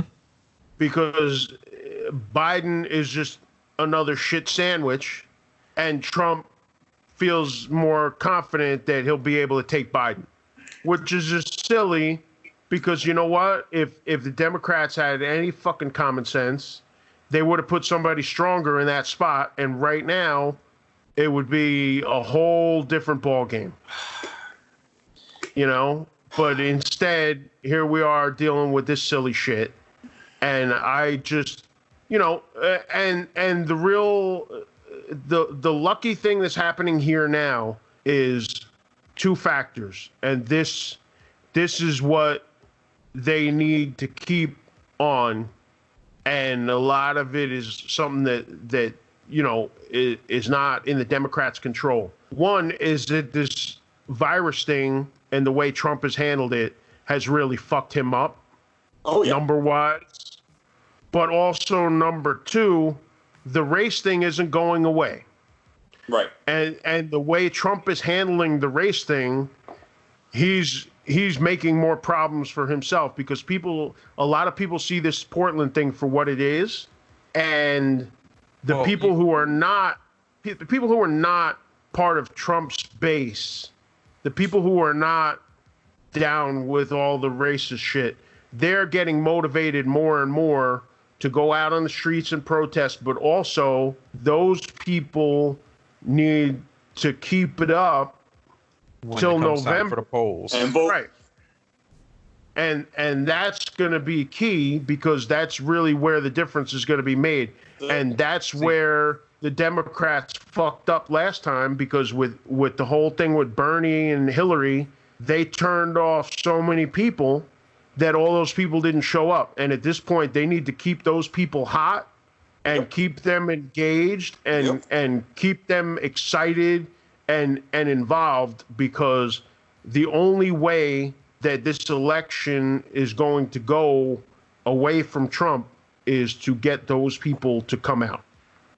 Well, speaking of that, when we were talking about the situation in Portland, you got actual mom groups out there going and getting shot by these less lethal bullets to protect those who are out there protesting. And if you've got that kind of activity by middle-aged white women, Trump has a bigger fucking problem than he's even willing to admit. Right. Well, if he loses the white women in the suburbs, he's done. He's Yep. dead. Well, that's why he tried, and it kind of went over like wet fart. That's why he tried that whole thing of they want to get rid of the suburbs, like, and everybody was just like, what? What are you talking about? I can on election night, we won't know what the results are, because Trump's messing with the post office and the mail-in ballots, and it's going to take a week or two for him to not want to leave. Right. But I think, seriously, on election night, I can probably look at like 3 counties in the Philadelphia suburbs and know if Trump's won or lost. Yeah, sounds about right. If you look at like Chester, Bucks, and maybe those 2 counties alone, and you look at the margin there, and if Biden won those by 10 points, I think Trump's done. I don't think that you're wrong. No, I don't disagree with that at all. And I think you know, it's scary because there's a lot of things that can happen between now at the end of July and November. And also a lot of things that could happen between November and January.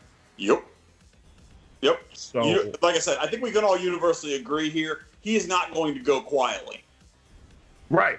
Absolutely not. And he's already... we talked about that before. Yeah. He's already set that stage because and let's face it, he said it with the last election because he said, I'll accept the results if I'm winning. Right. You know, but now with all he wasn't expecting to win. Right. But now with everything that's going on, and we discussed a lot of this before with him trying to paint himself as a wartime president and all this other bullshit, you know, and with the COVID stuff and then his attacks. Once again, like I said, if you step back and look at it, it's like you could see the whole storyline being written.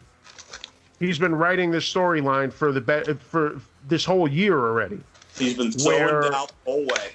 Right, where he plants these seeds. You know, it's like writing a good story. You plant the seed, and then that seed comes to fruition later on in your story. That's what he's doing because he talked about mail-in ballots and voter fraud and this and that. And meanwhile, all of his people used, you know, his family, he himself, all used, you know, mail-in ballots. I mean, you got to think, all of our military people that are overseas use mail-in ballots. Exactly. They're a bunch of cheaters. But now all of a sudden it's a Democratic conspiracy. Right. But once again, he's planting those seeds for later, and that's exactly what's going to happen. Because he's going to go and, you know, and once again, this is where the Democrats fuck up. Because you know what? If they had a decent candidate, you know, like we talked about the election earlier, that it was close and Hillary technically won the popular vote and this and that. The only way that this will go over is if it's a complete blowout. Yep. And with Joe Biden, you're not going to be no fucking blowout. Exactly. You're not going to get a blowout. So, you know, once again, that's part of your problem. You should have brought a stronger candidate. Yeah, I go back in my mental Rolodex and I think about the Democratic primaries, and there was nobody there that was particularly exciting either. Yeah, I think what really needs to happen... Would Cory Booker have been a better candidate? Would Elizabeth Warren been a better candidate? I don't know. Would Bernie have been a better candidate?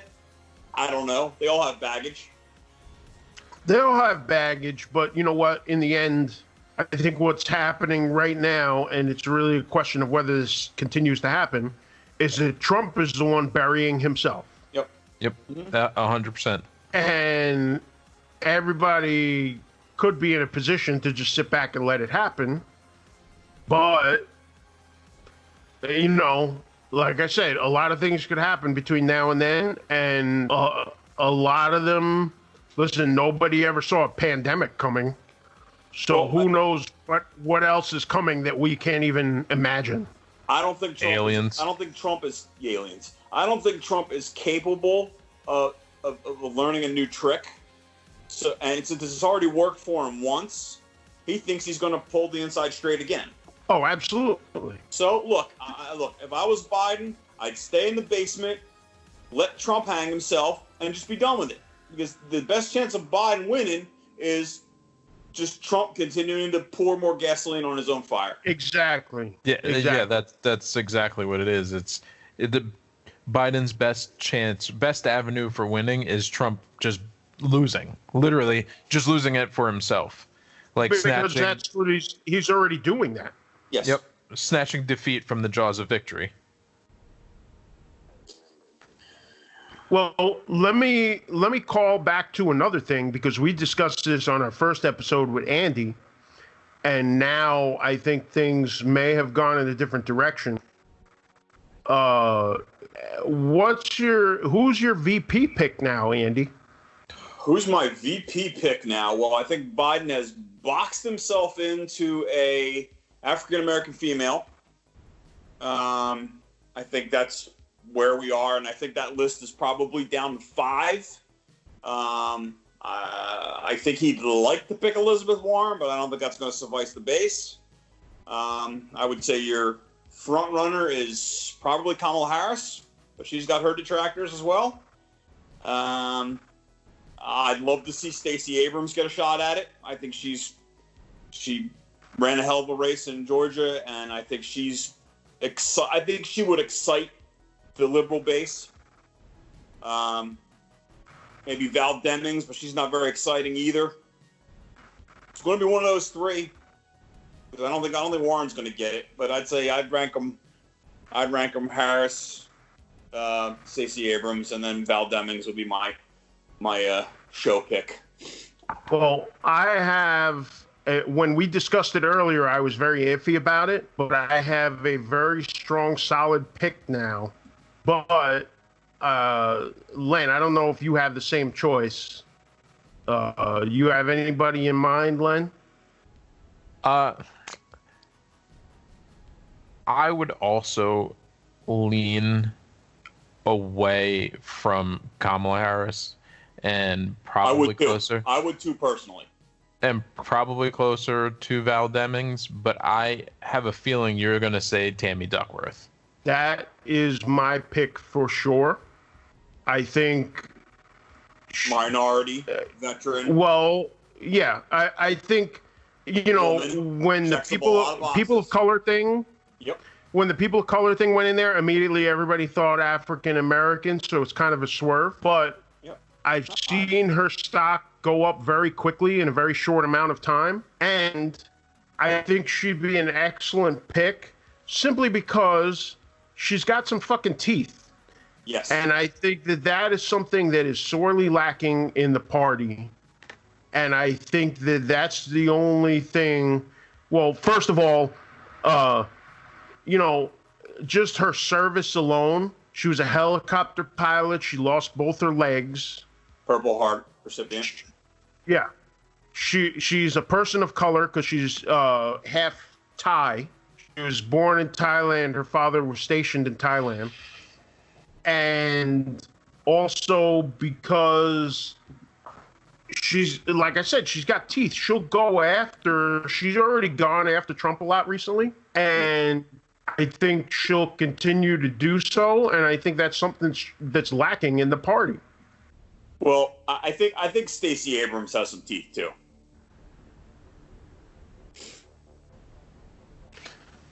She does, but my problem with most of these picks is that not just do they have teeth, but do they have any momentum at all?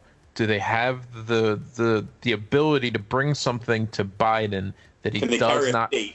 Right, that he does not already have. Right. Which I don't see for almost anybody out there that's currently in talks that they are going to be a tide turner for his campaign. Not in a state, but maybe in voter turnout in general.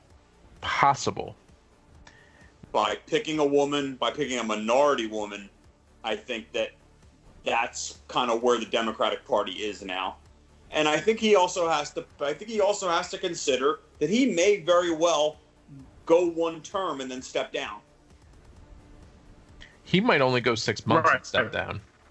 I don't see that happening, but I mean, I personally think that's a possibility simply because there's a lot of questions about his fitness, his mental ability. And,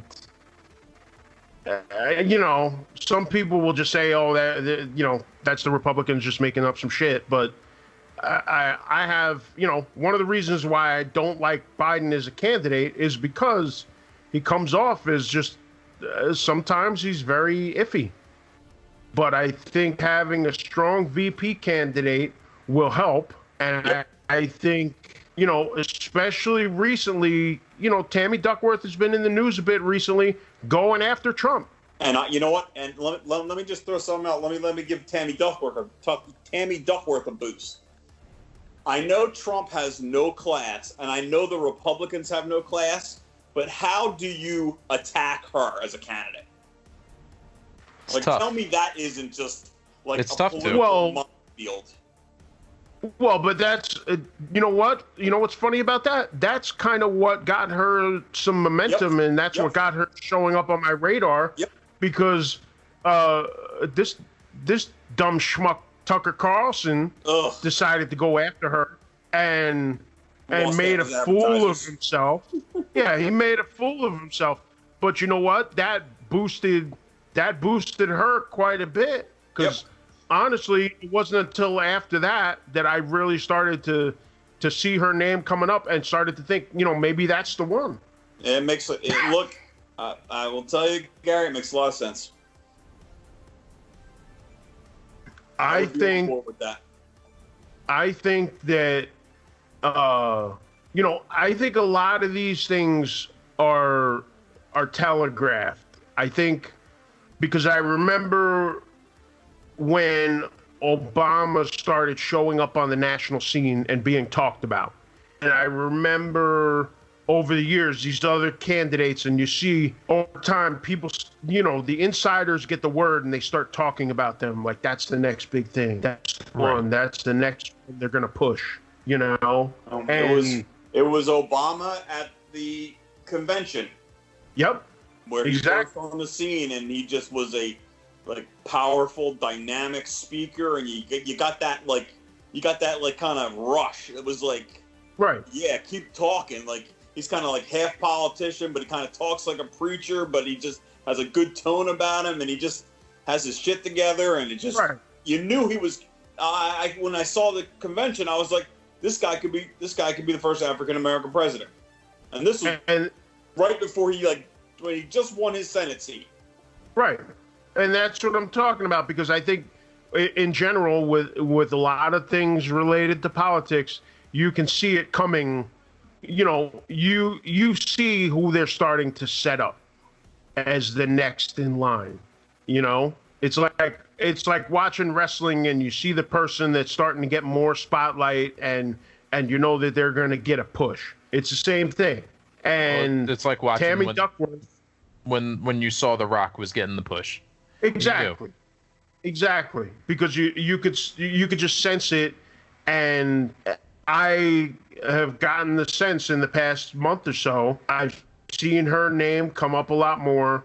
The Tucker Carlson thing got her a lot of attention, and she hits all the points. And also, like you said, it's hard for somebody to really go after her, because you know what? Your conservatives are going to look at her record of service and be like, I can't shit on that. So they're just going to say nothing. Yeah. Which is the best, the best you can get out of those people, because they're always talking shit about everything. But I have a secondary question then. Go ahead. If Biden does not select a black woman, do you believe that there will be a significant impact on black voter turnout? I think she's a strong enough candidate that I think that would counter it. And I would be a little concerned. I'd have to see her on the trail and see what the general reaction to it is. I think if we were talking about this 6 or 7 months ago, I'd be more concerned about it. Mm-hmm. But at this point, I think you've already got the ride. You've already got the wave going against Trump because of everything that's going on. And I think a strong candidate, I don't think there's going to be too much resistance to it. I hope not, because I think, honestly, out of everybody that we've mentioned just now, I think she's the strongest because she also has a long record of public service as well, not just military. Yeah. So, you know, she's a politician, but she's not a bullshit artist. She's got a strong record, both military and otherwise. And I think the fact that she has teeth and has gone after Trump, I think a lot of people will like that. Well, Len, let me throw this back to you. Obviously, Donald Trump has been no friend to minority voters to begin with. Mm-hmm. So, if you're leaning blue, are you going to then say, all right, well, I'm going to vote for this clearly racist scumbag who we've already seen hit the tiger stripes, or are we going to opt for some change and getting this guy out of the office, or is it just going to be apathy and they're going to stay home? So are you talking about black voters? Yes. I want to believe that black voter turnout will be at least 75% of what we saw for Obama, because even that amount would help turn the tide. Yep. But the apathy and the potential rejection, because Biden only got to be in that spotlight of having a real shot at winning this because of a black man, and if he doesn't repay the favor and pass it down to a black woman, there is a potential for disenchantment on that side of the fence. Do you think it would be that strong that they would go against and just not bother at all? Because I think Biden had chose Bernie, who had spent enough time hanging out with enough of the right black people that people would be like, all right, well, Bernie's still kind of on our side. Right. That you could then be like, well, he's still kind of looking out for us.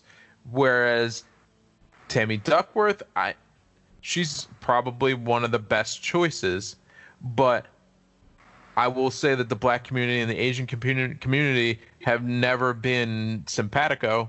Like, it's not that type of situation. So black people are not going to look at her and be like, she's really felt the struggle that I felt. So right. I don't know that they're going to be 100% on board with that. She's a different class of minority.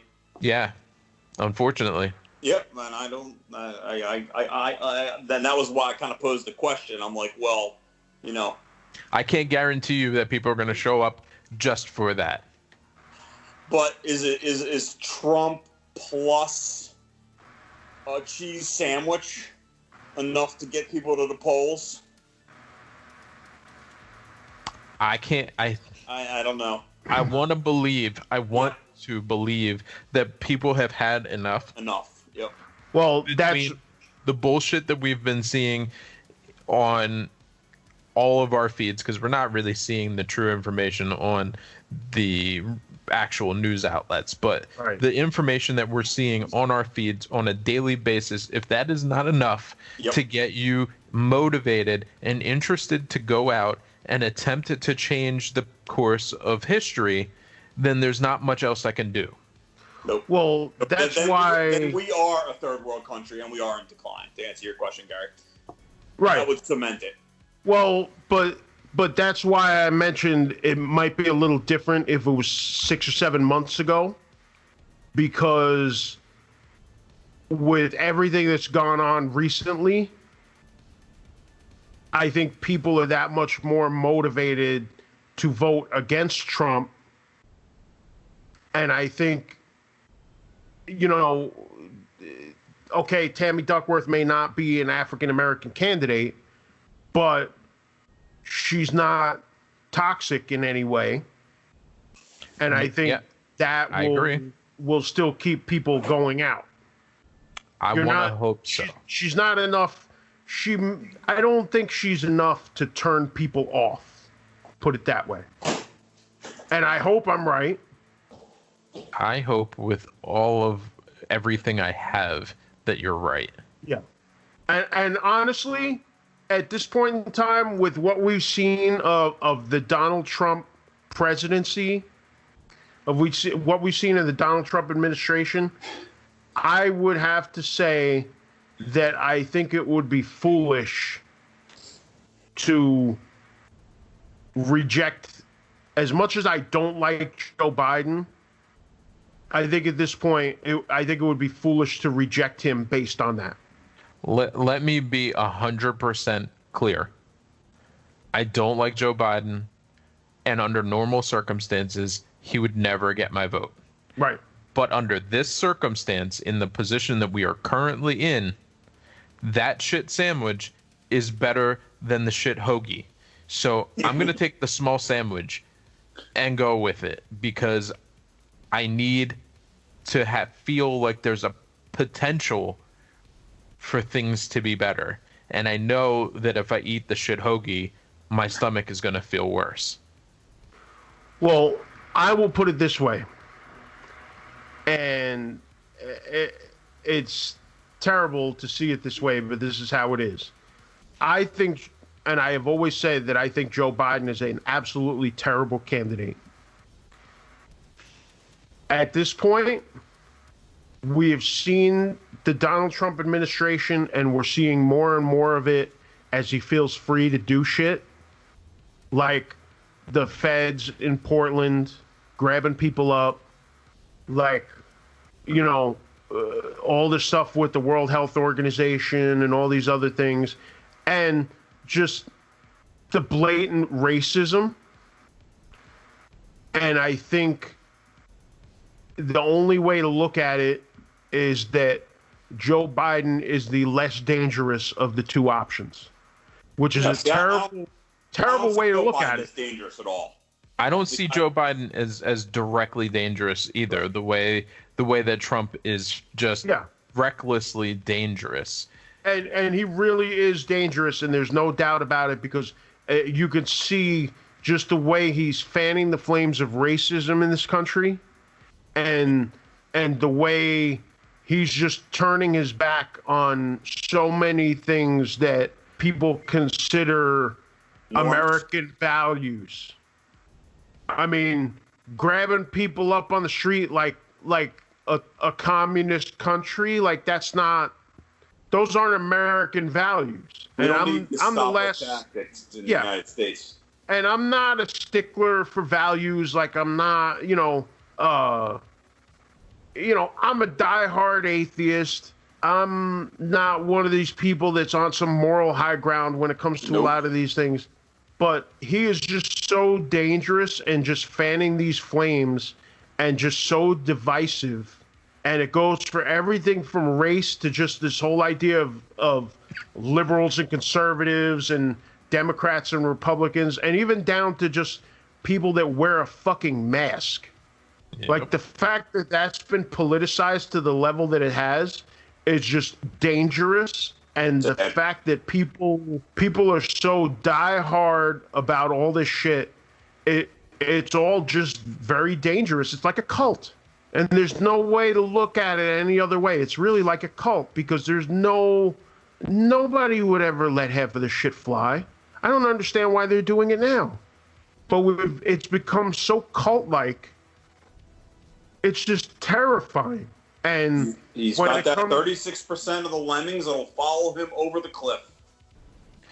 I think one of the biggest problems we have is that we don't even actually have a left here. We have left of center, right, but we don't have any true leftists in any form of government anywhere. And even the people that are being called leftists are clearly not true leftists. But we do have extreme right. Yeah, we do have extreme right, but I think part of the problem is that if we were in Europe and we weren't stuck in a two-party system, you would see an actual true progressive hard left. Right. But I the two-party 100% system just agree. doesn't allow it. Yep. But I'm just saying that, I agree. I hear that conversation and I see it a lot about the liberal left. And I'm like, bitch, they're not even left. Like, to get your fucking mind right and understand what you're even saying. When I say the right or the radical right, we all know what I'm talking about, and they exist. Clearly. But in America, the liberal left is barely left of center. No, the liberal left is just a click right of like blue dog Democrats. Yep. That I would say they are socially liberal but conservatively moderate. Or fiscally moderate. Fiscally moderate. Yes. Yeah. Yep. The Democrats tend to drift a little more towards the middle than the hard right. And it's just a goddamn mess. It's a goddamn mess. It is a mess.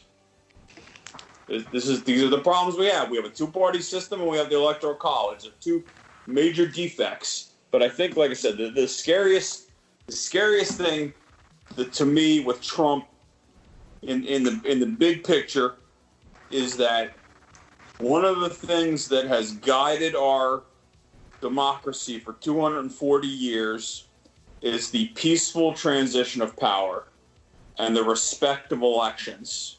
And I think for the first time, I'm genuinely concerned that there is going to be a big to-do come November about the validity of the election. Like we said, we talked about this earlier an hour ago about the sowing the seeds of doubt and, the conspiracy theories and, Russia and China and all this other shit. Throw that shit into one pot and you got a toxic stew and we're gonna have a slow vote count and this guy that's the head of the post office now that Trump this Trump mega donor that they put in charge of the post office is actually slowing down the mail. That's not the story that's not getting a lot of press right now. So you're gonna have a ton of mail-in ballots. The count's gonna be slow. And what do you think is gonna happen in that 2-week void before we get this election is not going to get called at 2:00 in the morning on election day. It's not. Barring a tremendous blowout. Yeah, which isn't going to happen. I don't think because the mail will be lost. Your votes will be gone. No, that's why they're saying if you're going to mail in vote, do it early. You should have already sent your early voting opens up in like about 6 weeks in most states. My ass is going to go to the polls. I'm going to stand in line. I'm going to pull the lever. Fuck that. I'm not mailing my vote. No. I will be at the polling place. But that all goes to what we were talking about earlier. This whole thing of trust. The trust in the government has never been lower. Yep. And it's gotten worse and worse over time. I would say certainly, in the internet age, but trust in the government has never been lower than it is right now. And a lot of that has to do with Donald Trump and the way he handles things. Yeah, well, instead of the president propping up institutions and supporting and you're saying, validating the vote and not sowing doubt, it comes from the top. It's like, why do people not want to wear masks? Because for the longest time, Donald Trump didn't want to wear a mask. If Donald Trump had just said we all need to wear a mask and we all need to get on board in February, I don't think we'd see this kind of resistance. No, absolutely not. And even now, if we had all worn masks back then, we'd be done by now. Yes. Right. Yep. Right. Mm-hmm. We may not be done, but it would be at a manageable level. Yep. We'd probably have half the deaths, half the cases, and we have a few little hot spots that will flare up. I think we would have still gotten bit in the ass by reopening too soon.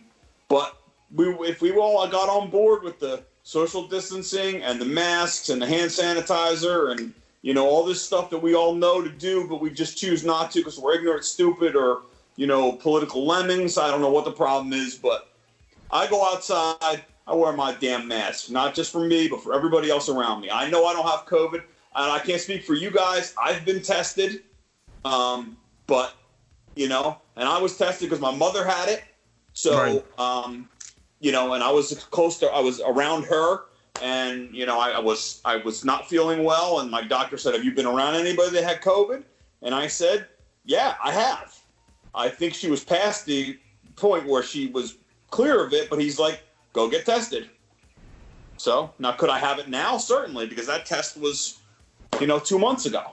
But Right. Like, I haven't been tested for it. I will tell you straight out. Yep. But I haven't been. I check my temperature every day, Yep. and I don't have any symptoms of it. So I don't have sore throat, Right. don't have cough, yada yada yada. Anyway, But if you did have those symptoms, if I had even one of those symptoms, I would go get tested. the seed would be planted in the back of your mind. You would want to know.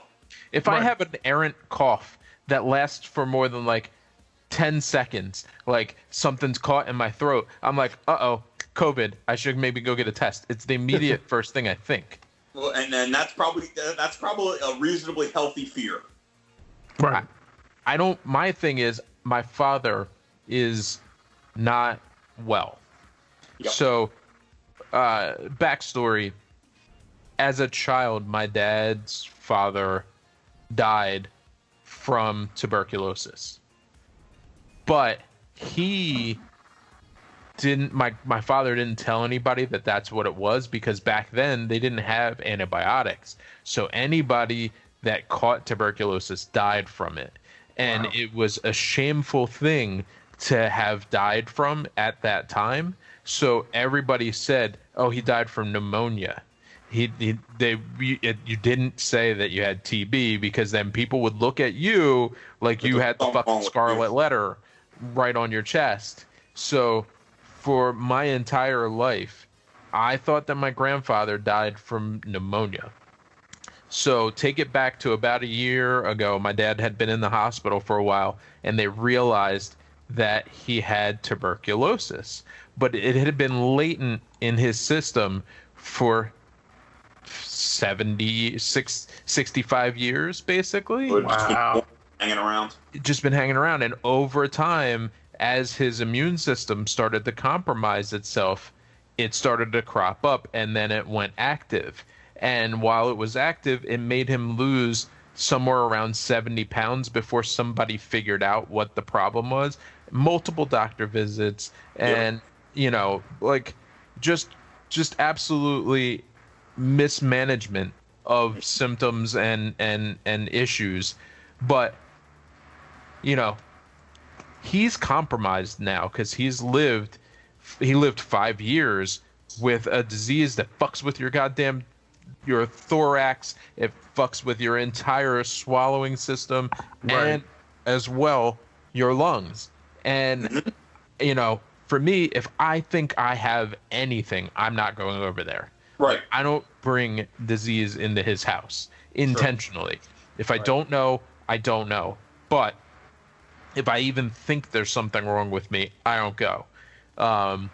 So he's at risk. He's high risk. Super high risk. Oh, yeah. He just got off of his medication. Like, he's through with the treatment for TB, and he's clear of it. And that ended the 1st or 2nd of March. He had 7 days clear until COVID was an issue in the U.S. So he's basically not left the house in 17 or 18 months. Like, literally, since he came home from the hospital the first time, the only places he's been are doctor's appointments and hospital visits. That's it. So for me, it's really important that the people that I connect with and am in contact with, that they're paying attention to themselves. Yep. Because even if I don't know that I have it, or I'm asymptomatic, I could potentially walk into my father's house and give him a death sentence. I think it'd be asymptomatics is the scariest thing on the earth. Yep. I feel like they talk about little kids don't get affected. No, they're carriers, just like everything else. Right. So they're like little rats just dragging it around. Yeah, your 6-year-old, your 8-year-old has it, and they don't have any symptoms. Now, obviously, what they're finding out now is that when you're younger and you get it, it can cause all kinds of lung and vascular damage as a child. But that's the case for everybody. But kids aren't immune from it, but they just doesn't manifest the same way. But can you imagine, you get it from like a child who's asymptomatic? That's some scary shit. We're going to be wearing masks for 2 years. But that's where this is all headed, because they're pushing so hard to do this school thing. It's going to be an unmitigated disaster. It really is. And it's just so ridiculous. And congratulations, by the way, Len, because you have a hell of a lot more common sense than the Florida Marlins. Just wanted to point that out. Just one person. Common sense. That's all it takes. Did you have to settle that all through group text? I thought about sending a text, but then I said, you know what? I'm smart enough to fucking deal with this myself. Yeah. But, it just illustrates the stupidity of all this shit, because it's basic common sense, and yet when money is on the line, everybody just throws it out the window, and I'll take the risk for the money. Everybody suddenly loses like 40 IQ points. Yeah. They become a knuckle-dragging mongoloid. Yeah, it's just dumb. And I can't. And we, like I said, we beat this to death tonight. But we just, as a society, just generally don't give a fuck about anybody else. Well, I'll say this, and I've said, I had a discussion about this recently, and I want to see if you guys agree with me or not. Going back to the war on common sense, I think that if things were a little more clearly geographically divided, I think we would already have a civil war in this country. If certain states were positioned differently on the map, right? Yes, I think you're right. Yeah, because I think at this point, you've got the big cities, and then you've got everywhere else. So to that question, or that point, my question is, what does a current time civil war actually even look like? Because that is my concern, is, am I going to have to shoot my neighbors? Like, is that where we're coming to? Like, do I have to just go raise my whole fucking neighborhood myself? Like, and then set up a barrier and like protect it at all costs? Like, where are we going? I think like Trump voters in denial, they're lying in the grass. They could be living right next door to you.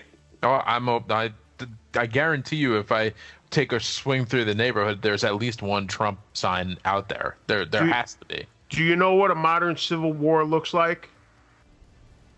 Twitter, yeah. That's what a modern civil war looks like. Everybody just sitting on their computer and on their phone talking tons and tons of shit while never leaving their house. In that case, yesterday or the other night, the kid in Austin, Texas, who got shot at a protest because some dude drove into the crowd and he went up to confront the guy. He apparently had an AR on his back. And just carrying it around. Just carrying it around. It's an open carry state. You're allowed to do it. Not against the rules or the laws. And he was not brandishing his weapon, but this dude drove into a packed group of protesters, and as he's being confronted, shoots out the window and shoots this dude 3 times, and he dies. His fiance is a black woman who is a quadriplegic. Like, is that what the new civil war looks like? Just random shootings? It's tough to say, because at this point,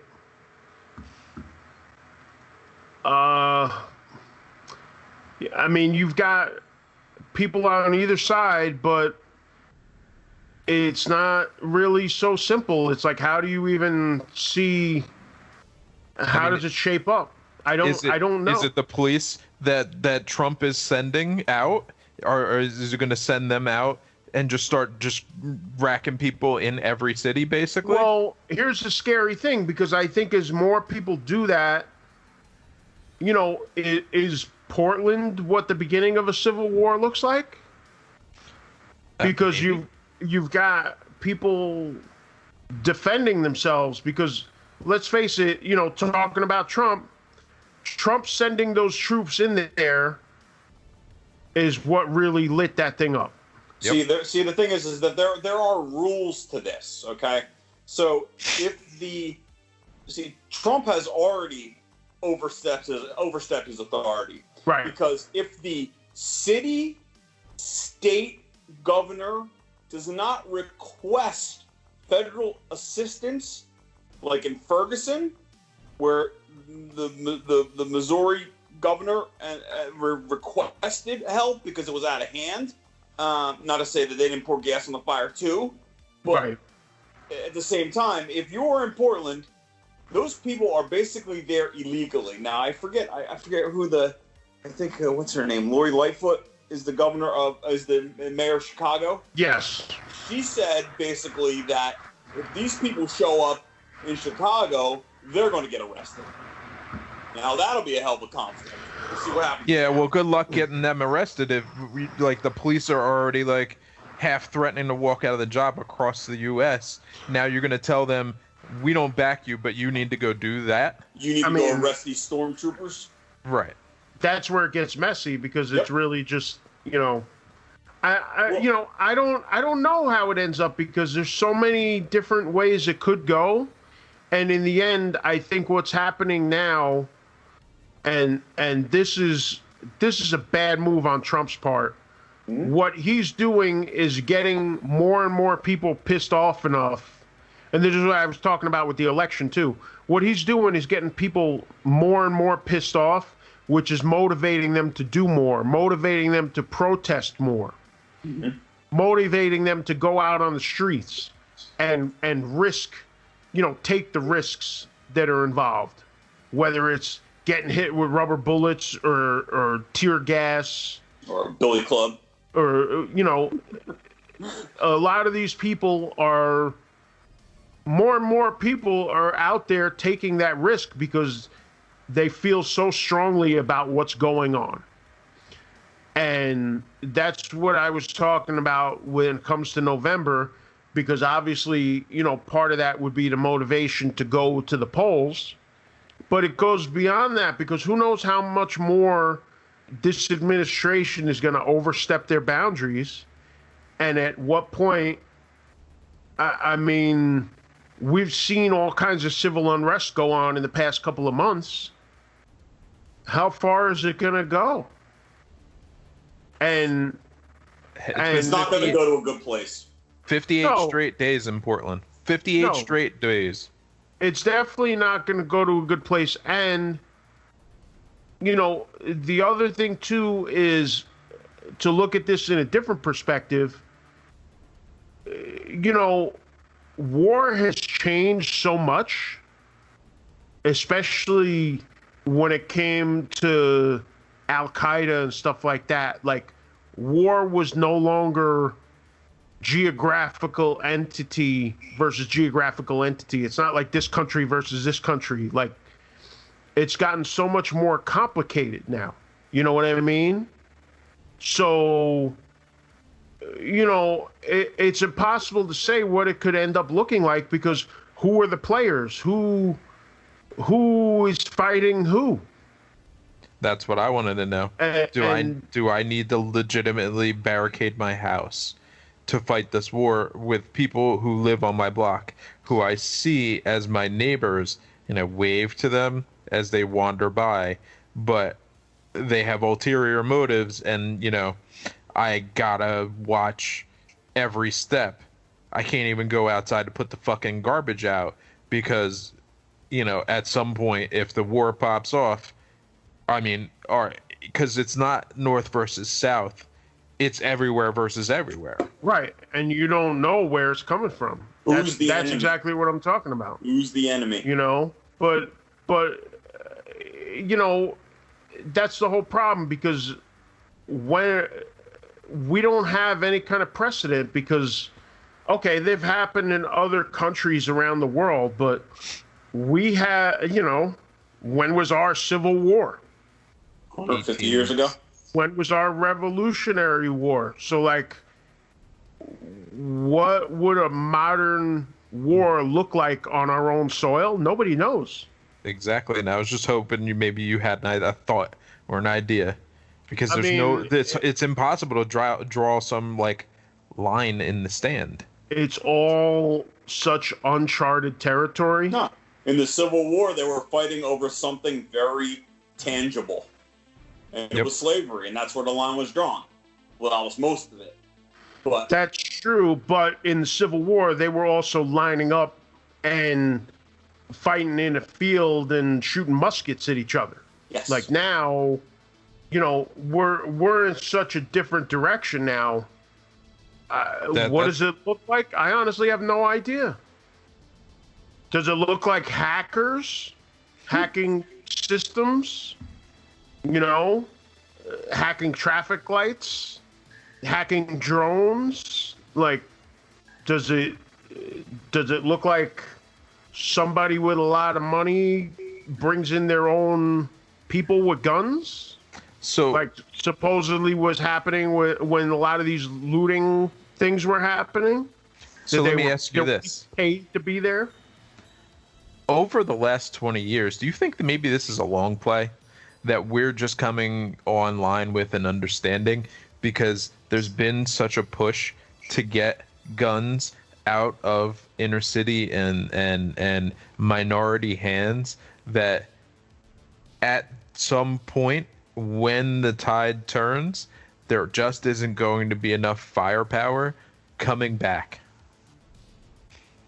Do you think that is even remotely possible, that this is a long play operative? I don't really I don't think there's been any drop in the amount of guns. I think the amount of guns that are on all streets is up significantly. I think a lot more people than you realize have guns. Well, no, I mean, I know tons of people that have guns. Yeah. Trust That's me. true, but I think the distribution is where it's a little different, because a lot of the people that have guns in the city, They're unregistered. They're unregistered, and they might be more likely to be up to no good. They might be. Some of them, not all of them, because plenty of people, registered, unregistered, they want to have it for protection. Sure. But look, maybe you have a criminal record and you can't get a gun license, but you still want something in your house to protect your family. Does that make you a bad guy? Nope. I don't know. No. I don't think it does. I'm not a gun guy. I'm not a gun guy myself, but neither am I. I'm not. None of us are. But I don't know. Oh, well, you know what's funny? I'll tell you about something that my brain keeps going back to, which at the time I didn't think anything of it, but now as things progress, it really makes me think. There's a movie that I saw that was kind of just more of a silly action type movie with Dave Bautista, and it was called Bushwick. Have you ever seen it? I have not. I have not either. Okay. It's basically this girl is riding the train, comes out of the train in Brooklyn, and suddenly, like, people are shooting all over the place, and she has no idea what's going on. Her boyfriend gets killed, and she ends up running into a building and ends up in Dave Bautista's basement apartment, and then the two of them end up helping each other to find safety because there's all these shootings and all this crazy shit going on. The bottom line of the movie, you find out later on, I'm going to spoil it, but that's the only way I could tell you this story. I probably won't see it, so it's okay. They grab one guy, because all these guys are all running around in like unmarked, basically wearing like all black, like looking like mercenaries or whatever, and they're shooting up this whole neighborhood. And it turns out they find out that I'm pulling up the Wikipedia to tell you exactly what it says. Yeah, he grabs a soldier, asks him at gunpoint to explain what's going on. The mercenary reveals that Texas is seceding from the United States and partnered with other southern states, Louisiana, Florida, North Carolina, South Carolina, West Virginia, and Georgia, and also parts of Maryland and Pennsylvania, to form a new American coalition and using militias to infiltrate U.S. areas for insurgency. But they didn't expect the resistance that they got. So the whole thing turned into a mess, which is funny because it only came out a couple of years ago, 2017. But it's funny because you think about it, it's like, imagine somebody tried to invade the city and then all the people that had guns were like, yeah, nah, that's not happening. Nah, B. And it's silly, but it's not. I randomly watched this movie a year ago, maybe less. And now I'm thinking about it in the context of this, and I thought about it a bunch recently. And think about it in the context of this, and like, that's something that could happen. It is something that could. So imagine, if you will, what's going on in Portland was actually going on in New York City right now. Right. It would be fucking war on the streets. Well, yeah, because there was some discussion about it on Facebook, and a few of us were like, yeah, you don't want to send feds over here because, like, the Bronx and Yonkers Unmarked? definitely not having it. Unmarked? No way. Forget it. It'll turn into a bloodbath and not the way they would expect it. You coming to take me? Nope. But that right there is exactly what made me think about it, because it was the whole idea in this movie of like, they didn't expect that type of resistance. And what type of resistance would they have if they started sending those feds over here and they started acting the fool? Andy, imagine the feds roll into North Trenton. Just imagine that for just 10 seconds. Yeah. No. Not gonna happen.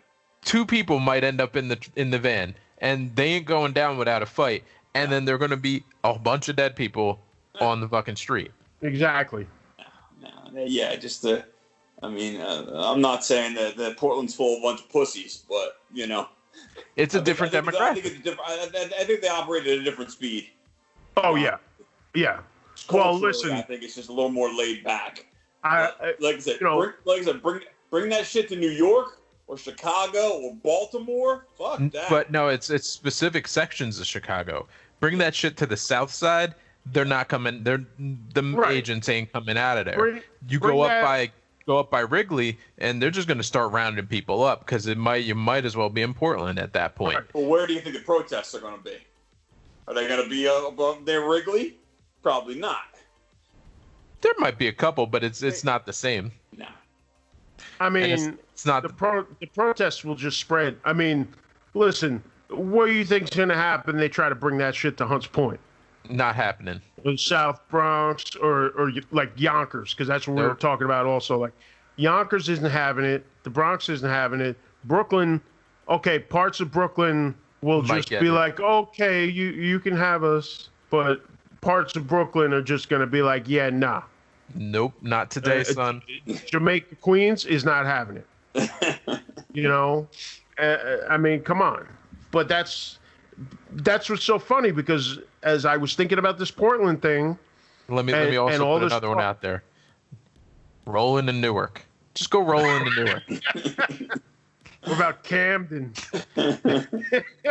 Camden is dangerous, but it's not the same. They've created a new condition in Camden over the course of the last 5 to 10 years. There's little safe pockets, like within like 2 blocks of the river line. Yep. And the ballpark and the aquarium. But also the police officers are working with the community in Camden to create a new, because they figured out that it was not going to work. That doesn't mean that businesses have come back or money has come back, but the danger level of being in Camden has changed significantly from when I was, call it, 25. And what are we talking about? We're talking about good community policing. Yes. We're not saying take the police. Example. We're not saying don't take the police off the streets. No. Allow them to do the job that they're actually supposed to do. Yep. Right. And to not force them or even allow them to act in a way that would cause it to exacerbate the situation. Right. Work with your people to get the positive respect. And yeah, and the community. If you are fair with the community will respect you. If you treat the community like a bunch of dogs and put your knee on their neck, then they're going to revolt, or they're going to have no respect for you. Yeah, and that's Portland. That started in Portland, and just like we're discussing, like you take that some of these other cities, like it's not going to go well. No. It's not going to go well at all. But I don't, but I think, I said it way back when, and I stick with it, and I think it gets proven more and more every day. I think Trump is the ultimate anarchist, and I think more and more, especially if his numbers keep diving, I think when he gets into fuck it mode, we're all in deep shit. Because if he thinks that he's not going to win this election and he just doesn't give a fuck anymore, and he doesn't have to try to convince people to vote for him because he just doesn't give a shit, the worst, the most dangerous thing is the guy with nothing to lose. Backed into a corner. Well, you just hope that the institutions that are around him, like the military, hold. Mm-hmm. That's all you can hope for. Well, that's what you got to wonder, because there's so many enablers and so many bootlickers, but you're starting to see it a little bit, and the next couple of months are really going to determine it. You're starting to see some resistance from those guys, from other Republicans. You're starting to see a little bit of that resistance, and I think Remember what you said. You said if he was on a sinking ship, the rats jump off the sinking ship. And the rats are your Mitch McConnells, your Marco Rubios, your Lindsey Grahams. They're going to be the first ones that, when their political lives are in danger, when they know he's an albatross that they can't shed, they will drop him like he's hot. Exactly. That'll be it. And let's face it, he'll find himself on an island, and all his power will wash away. And that's what we all got to hope for. They're heading to that point at 150 miles an hour right now. That's what we have to hope for. And once they, as things get closer and they start to realize that their own poll numbers are slipping, and also that, they're just not going to get any support, which is a real concern, because more and more, Trump isn't just doing damage to himself. This whole division by party and this whole partisan thing that's been built up so badly is now going to hurt all of them, because everybody's like, oh, well, these Republicans are the ones that fucked this whole thing up. Well, fuck them. And he's not even a freaking Republican. He's just an opportunist scumbag. Well, yeah, but you know what? That's all he is. But you know what? They decided to hitch their wagon themselves. To him. Yeah, they decided to hitch themselves to him. So now you reap what you sow. You wanted him to be your guy. What do you think's more important to Mitch McConnell? Holding on to the Senate or riding and dying with Donald Trump? We all know the answer to that. If Mitch McConnell thinks he's going to lose the Senate, he will cut bait with Donald Trump so fast, your head will spin. I think that may happen anyway, but I think it may happen also, but I think they still are holding out hope right now. Yep. And I think the next couple of months are going to be the real difference maker. Yep. And there's so many variables involved. Like I said, talking about Tammy Duckworth and stuff like that, and talking about where the vaccine, the riots, all this shit. Because what do you think's going to happen when they open the schools and everything goes to shit? Trump is going to be in even deeper shit than he already is. I think the schools are the Titanic and the iceberg is right in front of us, because I think he's hell bent on opening these schools. I also think that they have it in their head that they can blame it on the governors or whatever, but there's only so many times that you can keep using that same shit. It gets tired and everybody starts to reject it. Just like he blames Obama for everything, and more and more people see right through it. More and more people just see that as his own failings. Can we have him back, please? Yeah, I mean, I mean, obviously we can't do that, but yeah, I know, wishful thinking. But listen, they like to say that Obama didn't do anything, but they've been spending how much time over the past how many years trying to undo shit that he did, and complaining about what he did or didn't do. Exactly. You know, and it goes back to they left us with empty cupboards. It's like, you've been here for 3 years. Yep. Yeah, straight up. If I bought a fucking restaurant and I let all the shit run out, I can't blame the guy I bought it from. I just can't. You can't blame the chef. You can't blame the waitress. It's on you. Yeah, I mean, how many times? But that's the problem, because as you keep using these excuses, it's like, you know, when my kids were small and I taught them about the boy who cried wolf. It's like you keep doing it and doing it. Eventually, nobody is going to buy it anymore. Yep. And yet he's still trying, and the clock is running out. Yeah. Well, like I said, as long as his poll numbers continue to crater and other Republicans' poll numbers continue to crater with him, that will be the only thing. When the Republican establishment stops running cover for him, then that will be his undoing. Right. That will be enough to get him out. Well, it also goes back to something you said earlier, Andy. It's like he just is going on that same path. He can't divert from it. He doesn't know any other. That's his only trick. He's a one-trick pony. And you know, it wouldn't be an upgrade show without me doing a wrestling analogy. But Len, we've talked about how they do these WWE shows with no crowd. Yep. And they've been doing them for a couple of months now. And the problem is they script everything, and they have these guys go out and they have them reading off the script, and they write the scripts like they still have a crowd. Mm. So they talk. And they're looking around for acknowledgement. Yeah, they pause like they're waiting for a crowd reaction, and there's no crowd. So it's, you know, it's a flaw, and that's what Trump's doing. Yeah, you gotta let yourself understand. You gotta read the room. Mm-hmm. Like, he is not reading the room at all for any fucking reason. So, you know, he's out there, as you said, pausing for applause for no reason at all. Exactly. He never reads the room. He just does what he's doing. Trump's Can he Trump. read? Loosely. So, one other thing I wanted to point out, that they unveiled a $1 trillion pandemic aid package, the fifth one that they're kind of trying to push through, and what they're saying is most likely going to be the last one before the elections in November. That's what they're hoping. Right. But all right, we got $1 trillion bailout on this one.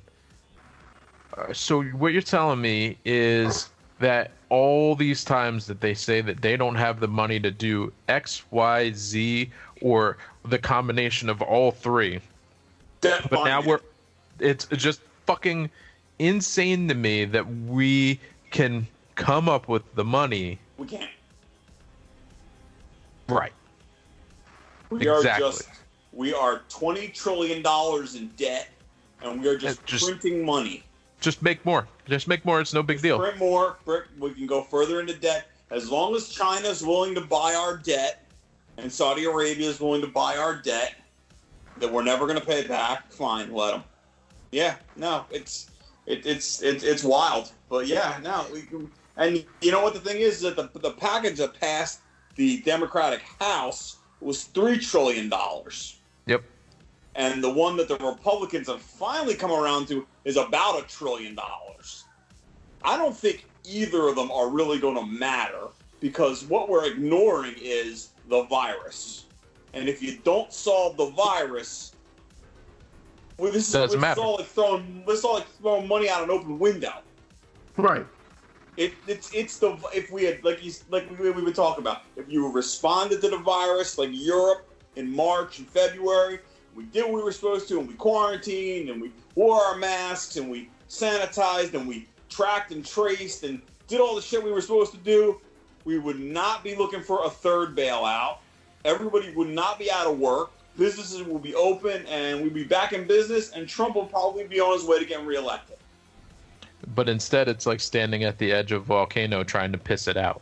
Right. Just all these wounds are self-inflicted. Absolutely, without a doubt. And somebody should pay the price for it, and that's the guy at the top. Who gets the axe? It's the CEO gets the axe. As of right now, it's looking like that might be the case. Yeah, because as much as he might have his cult-like following, even there's only so much that even they can do. It's not enough to hold back the will of the people. Well, because a lot of these people, you know, in the end, they're losing their jobs, they're losing their houses. You know, and I've always said we're a long way from, you know, the end of this shit, and we're gonna see by the end of the summer, we're gonna see things really hitting the fan with a lot of that stuff. So now that they lifted the moratorium on the fact that, you know, banks can now foreclose on people's houses and people can evict renters and tenants, now you're going to see a whole nother wave of distress. Yep. People don't have jobs, they don't have their unemployment benefits, they don't have their bonus payments, and now what are people going to do? They can't get their rent protection, and then people are now going to start getting tossed out on the street. Unemployment's going to get higher. There's going to be more homelessness. It's just going to be this ain't trending in a good place. No. So, Andy, have you spent any time driving around town? Yes. Have you noticed how many businesses have gone out in our small town? Yes. Gary, it is staggering watching all these businesses that I grew up with that have been around for 30 years or more, just trickling away, gone. Whether it's gas stations or pizza places, it's just it's hit Ewing fairly hard. Yep. So like I can't say I'm surprised at all. There's a small mom and pop hardware store that was already struggling from the fact that, you know, Home Depot moved into town and nobody goes to the small, but like literally this woman would be in there in the middle of the winter with a space heater for just a small space heater, just heating the area around her desk because she couldn't even afford to turn on the heat for the whole building because it was probably like a 5,000 square foot building. And like she would willfully sit there in a full on winter coat with a hat and a scarf and this little tiny heater and not run any lights just to try and keep her business afloat. So this COVID thing hit, and recently, you know, she put up going out at retirement sale where we're done. And there are multiple businesses around Ewing where it's basically the same thing, where they're just like, yeah, I tried to ride this out for a couple months and there's no turning back. So if you both will remember, I said to you on our last call, give it 6 months and then take a look and see where we're at, because by then most of the people that are going to fall out will have fallen out. But because this is just continued, it's going to be way, way worse than I even imagined it was going to be when we talked about it in April. Yep. Yeah, I would have to agree. I hope not, but I would have to agree. Yeah, I certainly don't wish it on anybody. I really not at all hate to see small business die out, but I think that's what's happening. And I think the way that they've handled this thing, it didn't have to be this way. At the federal level is just so piss poor that, and like I said to you before, they're still trying to rush shit And Donald Trump's entire motivation for rushing, reopening everything is simply because then they don't have to help pay people. Yep. They don't have to help out small business. They don't have to help unemployed people. If you say the jobs are open and the people are abandoning their jobs, that means that they don't require any unemployment. And that's where the push for schools comes also. Yep. And the 800-pound gorilla in the room is we still haven't dealt with the virus. Exactly. As long as we haven't dealt with the virus, that is the linchpin to this whole operation. You get in front of the virus, you knock down the cases, you quarantine, you track, you trace, and eventually you get it to a light roar where you can kind of get your arms around the problem, and then you can reopen. But we have made no effort in this country to do anything about the virus at all. At all. It's just it's staggering. It's unbelievable. That's Trump's whole thing, because he sits there picking these bullshit fights. Away. Trying to shit on Portland. One day you're gonna wake up and it's just gonna disappear. Mm-hmm. You know what? That's what a lot of people say, because they think that it's all a big conspiracy to get Trump out of office. It's like, really? Those people hurt my fucking head. I mean, come on now. Come on. Stop. These are the same people who will argue with you that it's plausible that some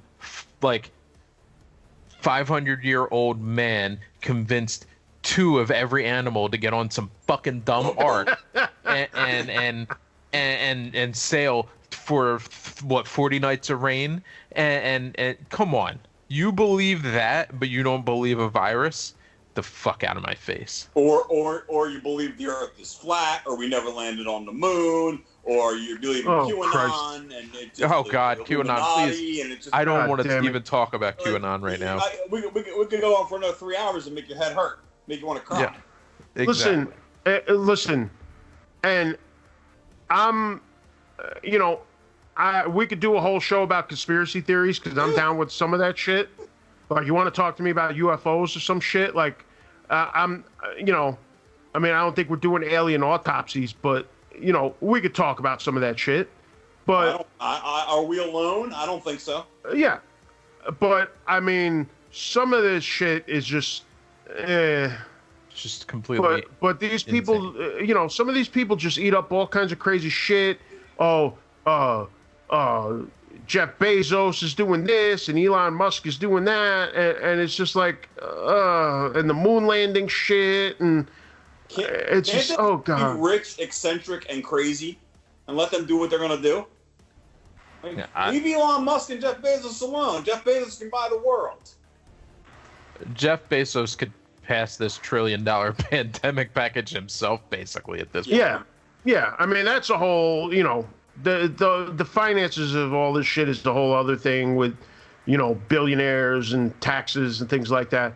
But, you want to tell me that this whole virus was created by fucking Bill Gates? Like, Jesus Christ. Out of my face with that. Come on. It's like just listen to yourself and how stupid you sound. But there's so many. They don't think they're stupid.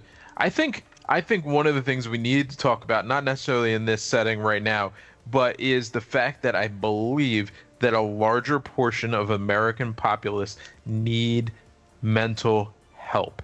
They need some fucking therapy. There are not enough something, because there are so many people that are clearly not thinking clearly. Like the president? Yes. Like the president. It's painful as somebody who is level-headed, is able to understand both sides of each coin and understand the positives and negatives that could come out of any operation, and understand that there are things that I don't know because I just don't actually know them, and then there are things that I don't know because I just choose not to know them. But there are so many people out there that legitimately just believe anything that is spoon-fed to them by their media outlet of choice without doing any sort of digging, and they just, and it's the worst fucking sources. Yep. And then they will die on the sword for it. Yeah. Oh, especially nowadays, because They will kebab themselves. nobody has ever dug in harder than the Trump supporter. Exactly. Those motherfuckers are going down with the ship. Happily. Because it's like I said to you, like I look at the things and I compare it, talking about what he says in his own words. And these people will twist it around and be like, no, he didn't mean that. He meant this. No. He's a simpleton. He's a 6-year-old. He's telling you exactly what he means. He's not playing 3-dimensional chess. He's playing Connect 4. Yes. Like there's no like higher level thinking here. He's not like this mastermind, this mad genius. He's just a bumbling idiot. And he what if he says it, believe it. He's not even playing Go Fish, where you can be a little deceptive. No, he's just telling you everything. Yeah. Oh no, but you know what? Listen, whether you like it or not, that's the way he's been from the beginning. Yep.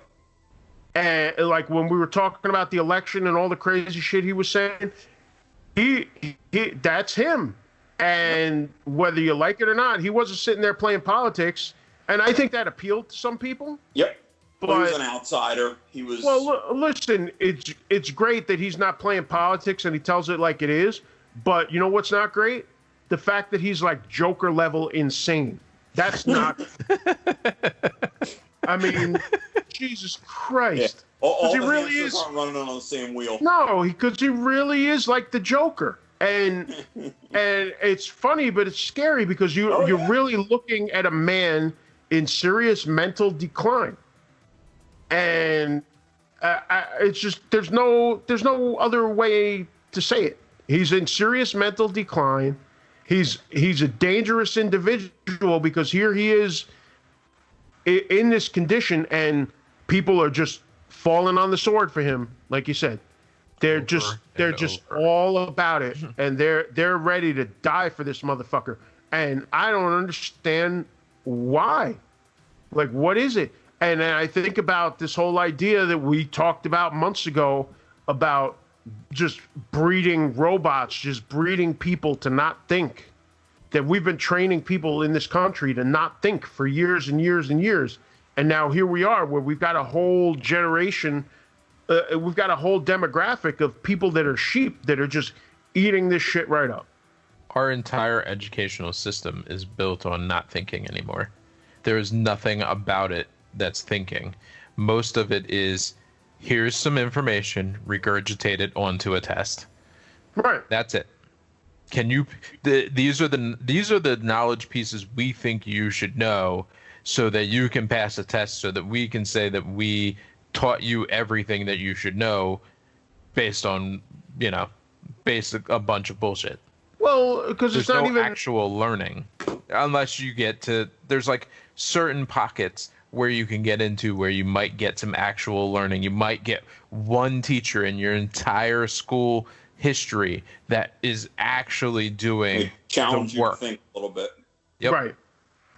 Well, listen, it goes beyond that because I know I talked about this on an earlier episode, talking about workplaces that are like that too. Oh yeah. They're not rewarding you to think; they're rewarding you just to be a cog in the wheel. Exactly. Not rock the boat. Exactly. So all of these things are just, working against using your own common sense. It's pervasive in society in general. Yeah. It's just breeding robots is what it comes down to. And I've worked jobs like that, and I've hated jobs like that, and I've gotten the fuck out of jobs like that. So I'm going to take this slightly in a different direction just for a second.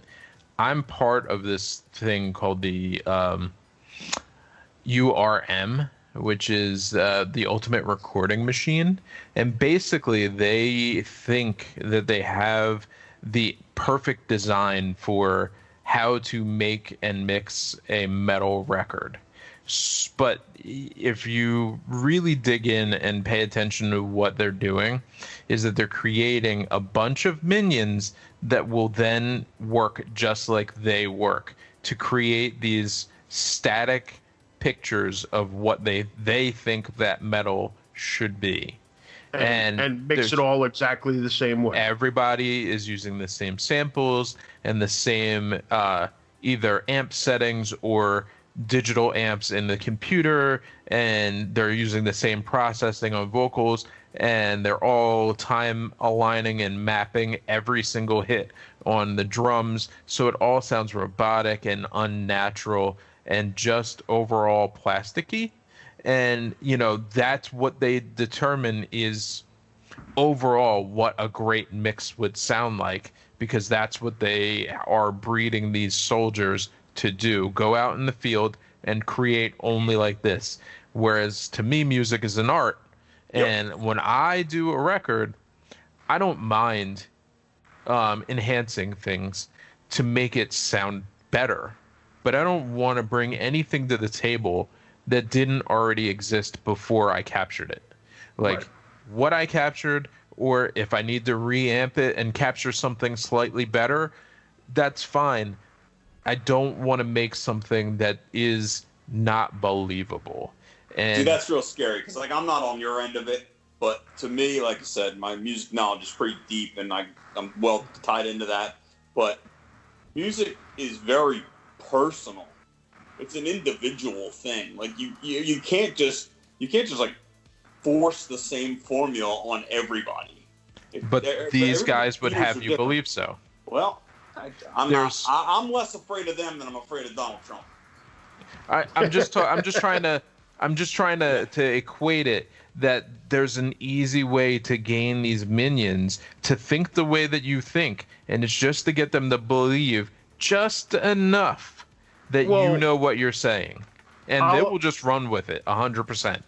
I'll give you something in a different direction, because I used to work in the music business for a long time, and a lot of the older music business, because now, I mean, it's mutated, but it got a lot of the same things on the end, doing like radio promotions and stuff like that.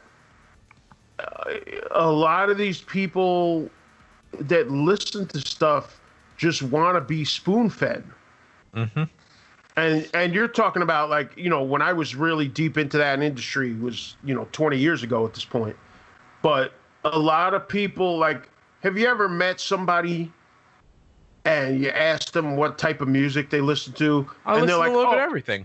Oh, yeah, whatever's on Z100. And you're like all right, well, I can't talk to you anymore. Yeah, there's your problem, because those are people, and the music industry made tons of money off people like that for years, because it's just like, okay, there are plenty of people, and MTV in the old days, they just want to be spoon-fed. Like, they don't want to do any work, they don't want to do any research, like we all did about finding. I still do it to this day. Right. Now it's different, because now, now they work in a different medium, because it's all algorithms and YouTube and shit like that, and Spotify. But, in the early days when it was like radio promotion and stuff like that, you had to seek stuff out. It was all, it was all trying to put something in your ear so you listen to it, and then it got to the point of just controlling what you listen to by what's on Z100 or what's on MTV, Total Request Live and shit like that. Yep. There's always a ton of people that want to be spoon-fed. It's just that now our society has moved more and more in that direction, 20 plus years down the line. And it's just advanced on that same theme. And that's what almost all of our news outlets have done in regards to putting any of the political positions that we typically hear from the mainstream out there. They have placed them and put all the people right in lockstep and provided them just enough information for them to be fucking dangerous. Well, you can go to your corner. You can go to your silo. One of the healthiest things I do is about once a week I watch about an hour's worth of Fox News. Just to know what the other side is saying. Yeah, just because because like I said, I think MSNBC and CNN are close enough. You kind of get the same flavor. It's kind of 70% overlap, 80% overlap. and neither of them are dangerous in my opinion. But Fox, I'd like to keep my eye on what these people are doing. You know what's funny? I do that also. Yeah, not too much, but just enough. I mean, I won't give Tucker Carlson my time, but I might spend an hour with Brian Kilmeade. Well, that doesn't kill me, but like I won't listen to the big three, but I will. Some of their lesser hosts, I will imbibe in just to, like I said, just to see what the other side's talking about, and just to see how they're spinning what I'm seeing. Yeah, I do the same thing sometimes, and I've done that with other channels. You know what I used to do that? Like I do that with the BBC sometimes, and you know what channel I used to do that with? That used to surprise people, but I actually found it to be kind of refreshing when it was around because it was a different take, and I like getting that perspective. Remember when Al Jazeera America was around? Yes. Yep. Yes. Yeah. It was one of those, like, I would watch it, and it was just such a completely different take. And, like, people think of Al Jazeera, oh, it's like a terrorist thing. No, like, it's not. No. It wasn't. No. It wasn't. And they actually had a lot of decent stuff, and it didn't have the spin that you would find elsewhere. And I actually enjoyed it. And, of course, the channel went out of business. Yep. You know who also will shoot it to you pretty straight? C-SPAN. Yeah. I haven't watched them in a while, but I have. Yeah. Yeah. So it's good to get that other perspective and see, see how people spin it one way or another, because they all spin some way. And that's the problem, because the other 98% don't get out of their silo. Ever. And are not interested or concerned with what the other side thinks. They just want whatever and like I said, the Fox News crowd is just as guilty as the MSNBC crowd. They're in their silos. They're getting the news the way they want it. And if they don't like the way it's being portrayed, they'll go somewhere else. But if you never get out of your silo and listen to the other side, or at least see how, because stories can be portrayed differently. Of course. So, but nobody, very rarely do people get out of their silo, intentionally or unintentionally. Right. Well, the other thing too, to go back to what we were talking about, Len, talking about people wanting to be spoon-fed and this and that.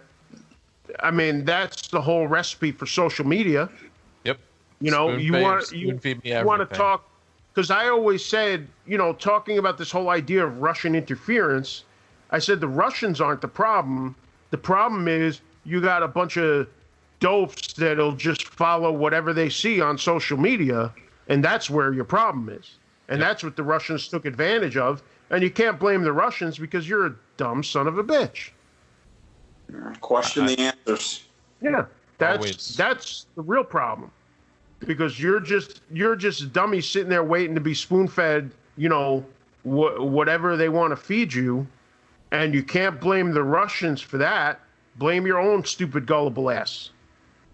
You got scammed, but unfortunately, the country itself paid the price. But right, you got scammed. Now who's the idiot? Somebody cons you into giving them your credit card number, and they bump you for a couple $100. Whose stupid crap is that? Or you click on one of those links in one of those emails, damn well you're not supposed to. Yeah. And whatever happens to you, happens to you. It's your own stupid fault. Yeah. But, but that's why I always said, when it came to this whole idea of Russia interfering with our elections and this and that, it's like, you know what? It's not worth chasing, because the truth is, that's the kind of stuff that happens all the time. It's just happening with politics instead of trying to get you to buy a record or trying to get you to watch a TV show. This is all advertising basics. The whole idea, if you've ever worked a sales job, the whole idea is to talk somebody into doing something they don't want to do. Yep. Right. 100%. That's sales 101. So convincing you that you want something that you didn't even know you wanted. Right. So it's the art of bullshit. And that's what all of that supposed election interference is about. So, And, everybody needs to stop looking at it as like, oh, it's so terrible, this and that. You know what? Instead of looking at it that way, educate some of these dopey bastards so that they stop falling for that shit. to wrap this day up, I Yes. just want to tell you both that I've done some digging while we were on here and you guys were going back and forth a bit. That cop that was restraining the child for riding the bike. Mm-hmm. Do you want to know the reason why he did that? I would love to. For not wearing a bike helmet. All that for not wearing a bike helmet. Oh, so you yank him off a bike and slam his head into the ground? Yeah. Yep. And it turns out that he's a Latino child. He Oh, wasn't really? white. He Okay. wasn't white, but doesn't matter. White I or not stand white, I don't give a corrected. shit. No child should be subjected. No child to should that. be subjected to that. Absolutely not. And I would own that entire police department. Oh my god. was me. Absolutely. And I only mentioned, the ethnicity thing because that is what The a lot usual of people jump-off will point. use. Well, that's what a lot of people use to immediately dismiss it. Yep. So, but Yeah. So whatever. I Either just way, happened onto that information as I was just doing some checking. Either way, somebody's gonna own that police department. Mm. And rightfully so. Yo, yeah. No, it's completely unnecessary. I feel like we Totally. could go on about this for probably 10 days straight and never run out of just anger to fill the void. Oh no, definitely not. I mean, I will say this: I'm surprised they didn't pull the plug on baseball today. It's But- coming. It is coming. Oh yeah. Well, I don't the think- NFL canceled the preseason today. Oh, they did? Yep. Wow. I don't think. It's just not going to happen. It's just not Well, safe. All right. Do you guys think that baseball will make it through the weekend? Yes. Probably just Yes. barely. Yes. I think it'll make it through the weekend and then stop. Okay, I will chamber my answer with it's going to depend on if any of the Phillies come down with it from the Marlins, or if anyone like that's working for them gets really fucking sick real quick. Yeah, could see that. We're just waiting to see if somebody dies. Right. So if somebody dies, are we gonna hold are we gonna hold that captain responsible for starting the text chain and deciding on their own that they're just gonna be flagrantly against the rules? I don't know. I mean, I really don't know what you do. I gotta be honest with you. I really am waiting to see how the league handles this, because I think the fact that they knew about it and were having that discussion via group text, Well, this guy should get Is- suspended. He should be suspended and fined for the rest of the season. that's what I'm talking about. Because I Yeah. think just the fact that that even happened is so damning. He should be That- suspended for violating the league rules. The manager probably should be fired, and the general manager should be fined, and they should be like stripped of draft picks or something, because Yeah. it's so flagrant. It's like day 3. The MLB goes through this whole to-do to try to put this thing together as safe as they possibly can to shorten season, and then one stupid franchise just takes a piss on the rules. Yep. But it's a But question meanwhile- of whether they have balls or not. Oh, well, no. But meanwhile, we can't get Pete Rose in the fucking In the Hall of Fame. in the Hall of Fame. Don't start that shit. That's a sin. Put the man in. Yep. With all the Roys that were allowed to go on Yep. For and, so long. and have gotten into the Hall of Fame, but oh no, Pete Rose. How many homers do you think Albert Bell would have hit if he wasn't roided up? Like 150?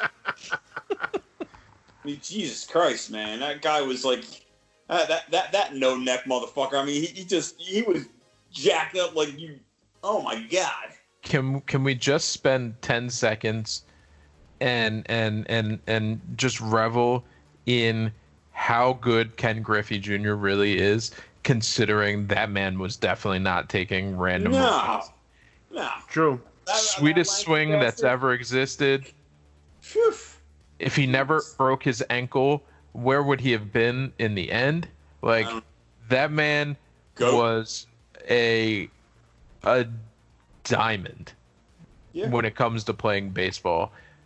And he was a good guy, too. Right. That's what I'm saying. Like, great at-bat knowledge, great fielding, and just a good person. Like, yeah, he had them all. Yep. So, yeah. The whole thing is so ridiculous. They don't make them like that anymore. No, not at all.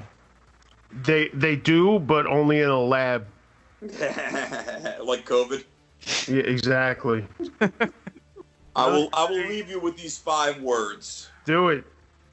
Person, woman, man, camera, TV. Person, woman, man, camera, TV. Those were the 5 words that Trump was bragging about being able to remember during his memory test. Oh, Jesus Christ.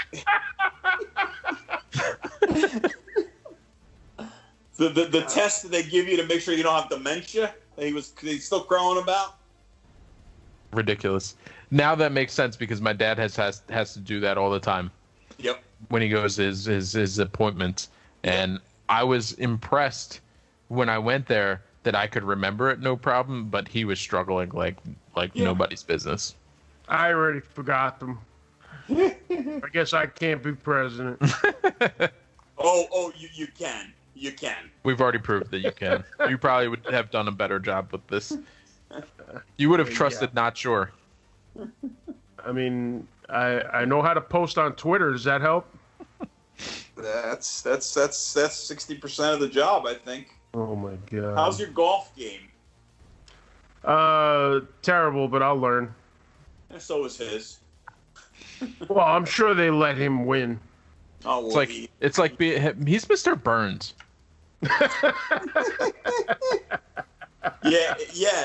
What have you got? Cancer? Pretty. Oh my God. How does he not have COVID yet? It's getting closer. It's right in his office, but then again, he doesn't see that guy. Yeah, he didn't see that guy. Well, So either that means he doesn't go into the office, or he doesn't have any meetings with this guy. You know, he's just not doing the things he's supposed to be doing. It is amazing how easily this guy lies about just about everything that's consequential or inconsequential. That motherfucker will lie about anything. You have no idea what's coming out of his mouth. Because he's a fucking used car salesman. Yeah, we got testing. It's the best testing. I told him to slow down on the testing. Because if we don't test them, we won't have any results. Yeah, because we test so much, we have so many cases. You dumb fuck. Oh my God. All right. Well, don't forget, he's also taking hydrochloroquine. Yeah. So that's why he's so healthy. Yeah.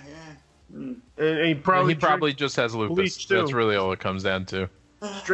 Drinking bleach cocktail. Go in there, flush you out real good, and a quick oil change. Shit, let's get back to thinking about cheesesteaks and pizza. No shit. All right, we're done. Wrap it up.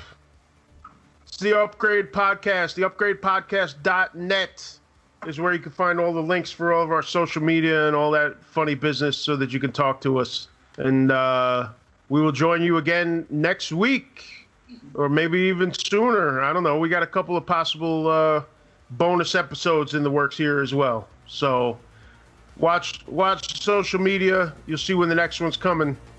Talk to you soon. Peace. Later.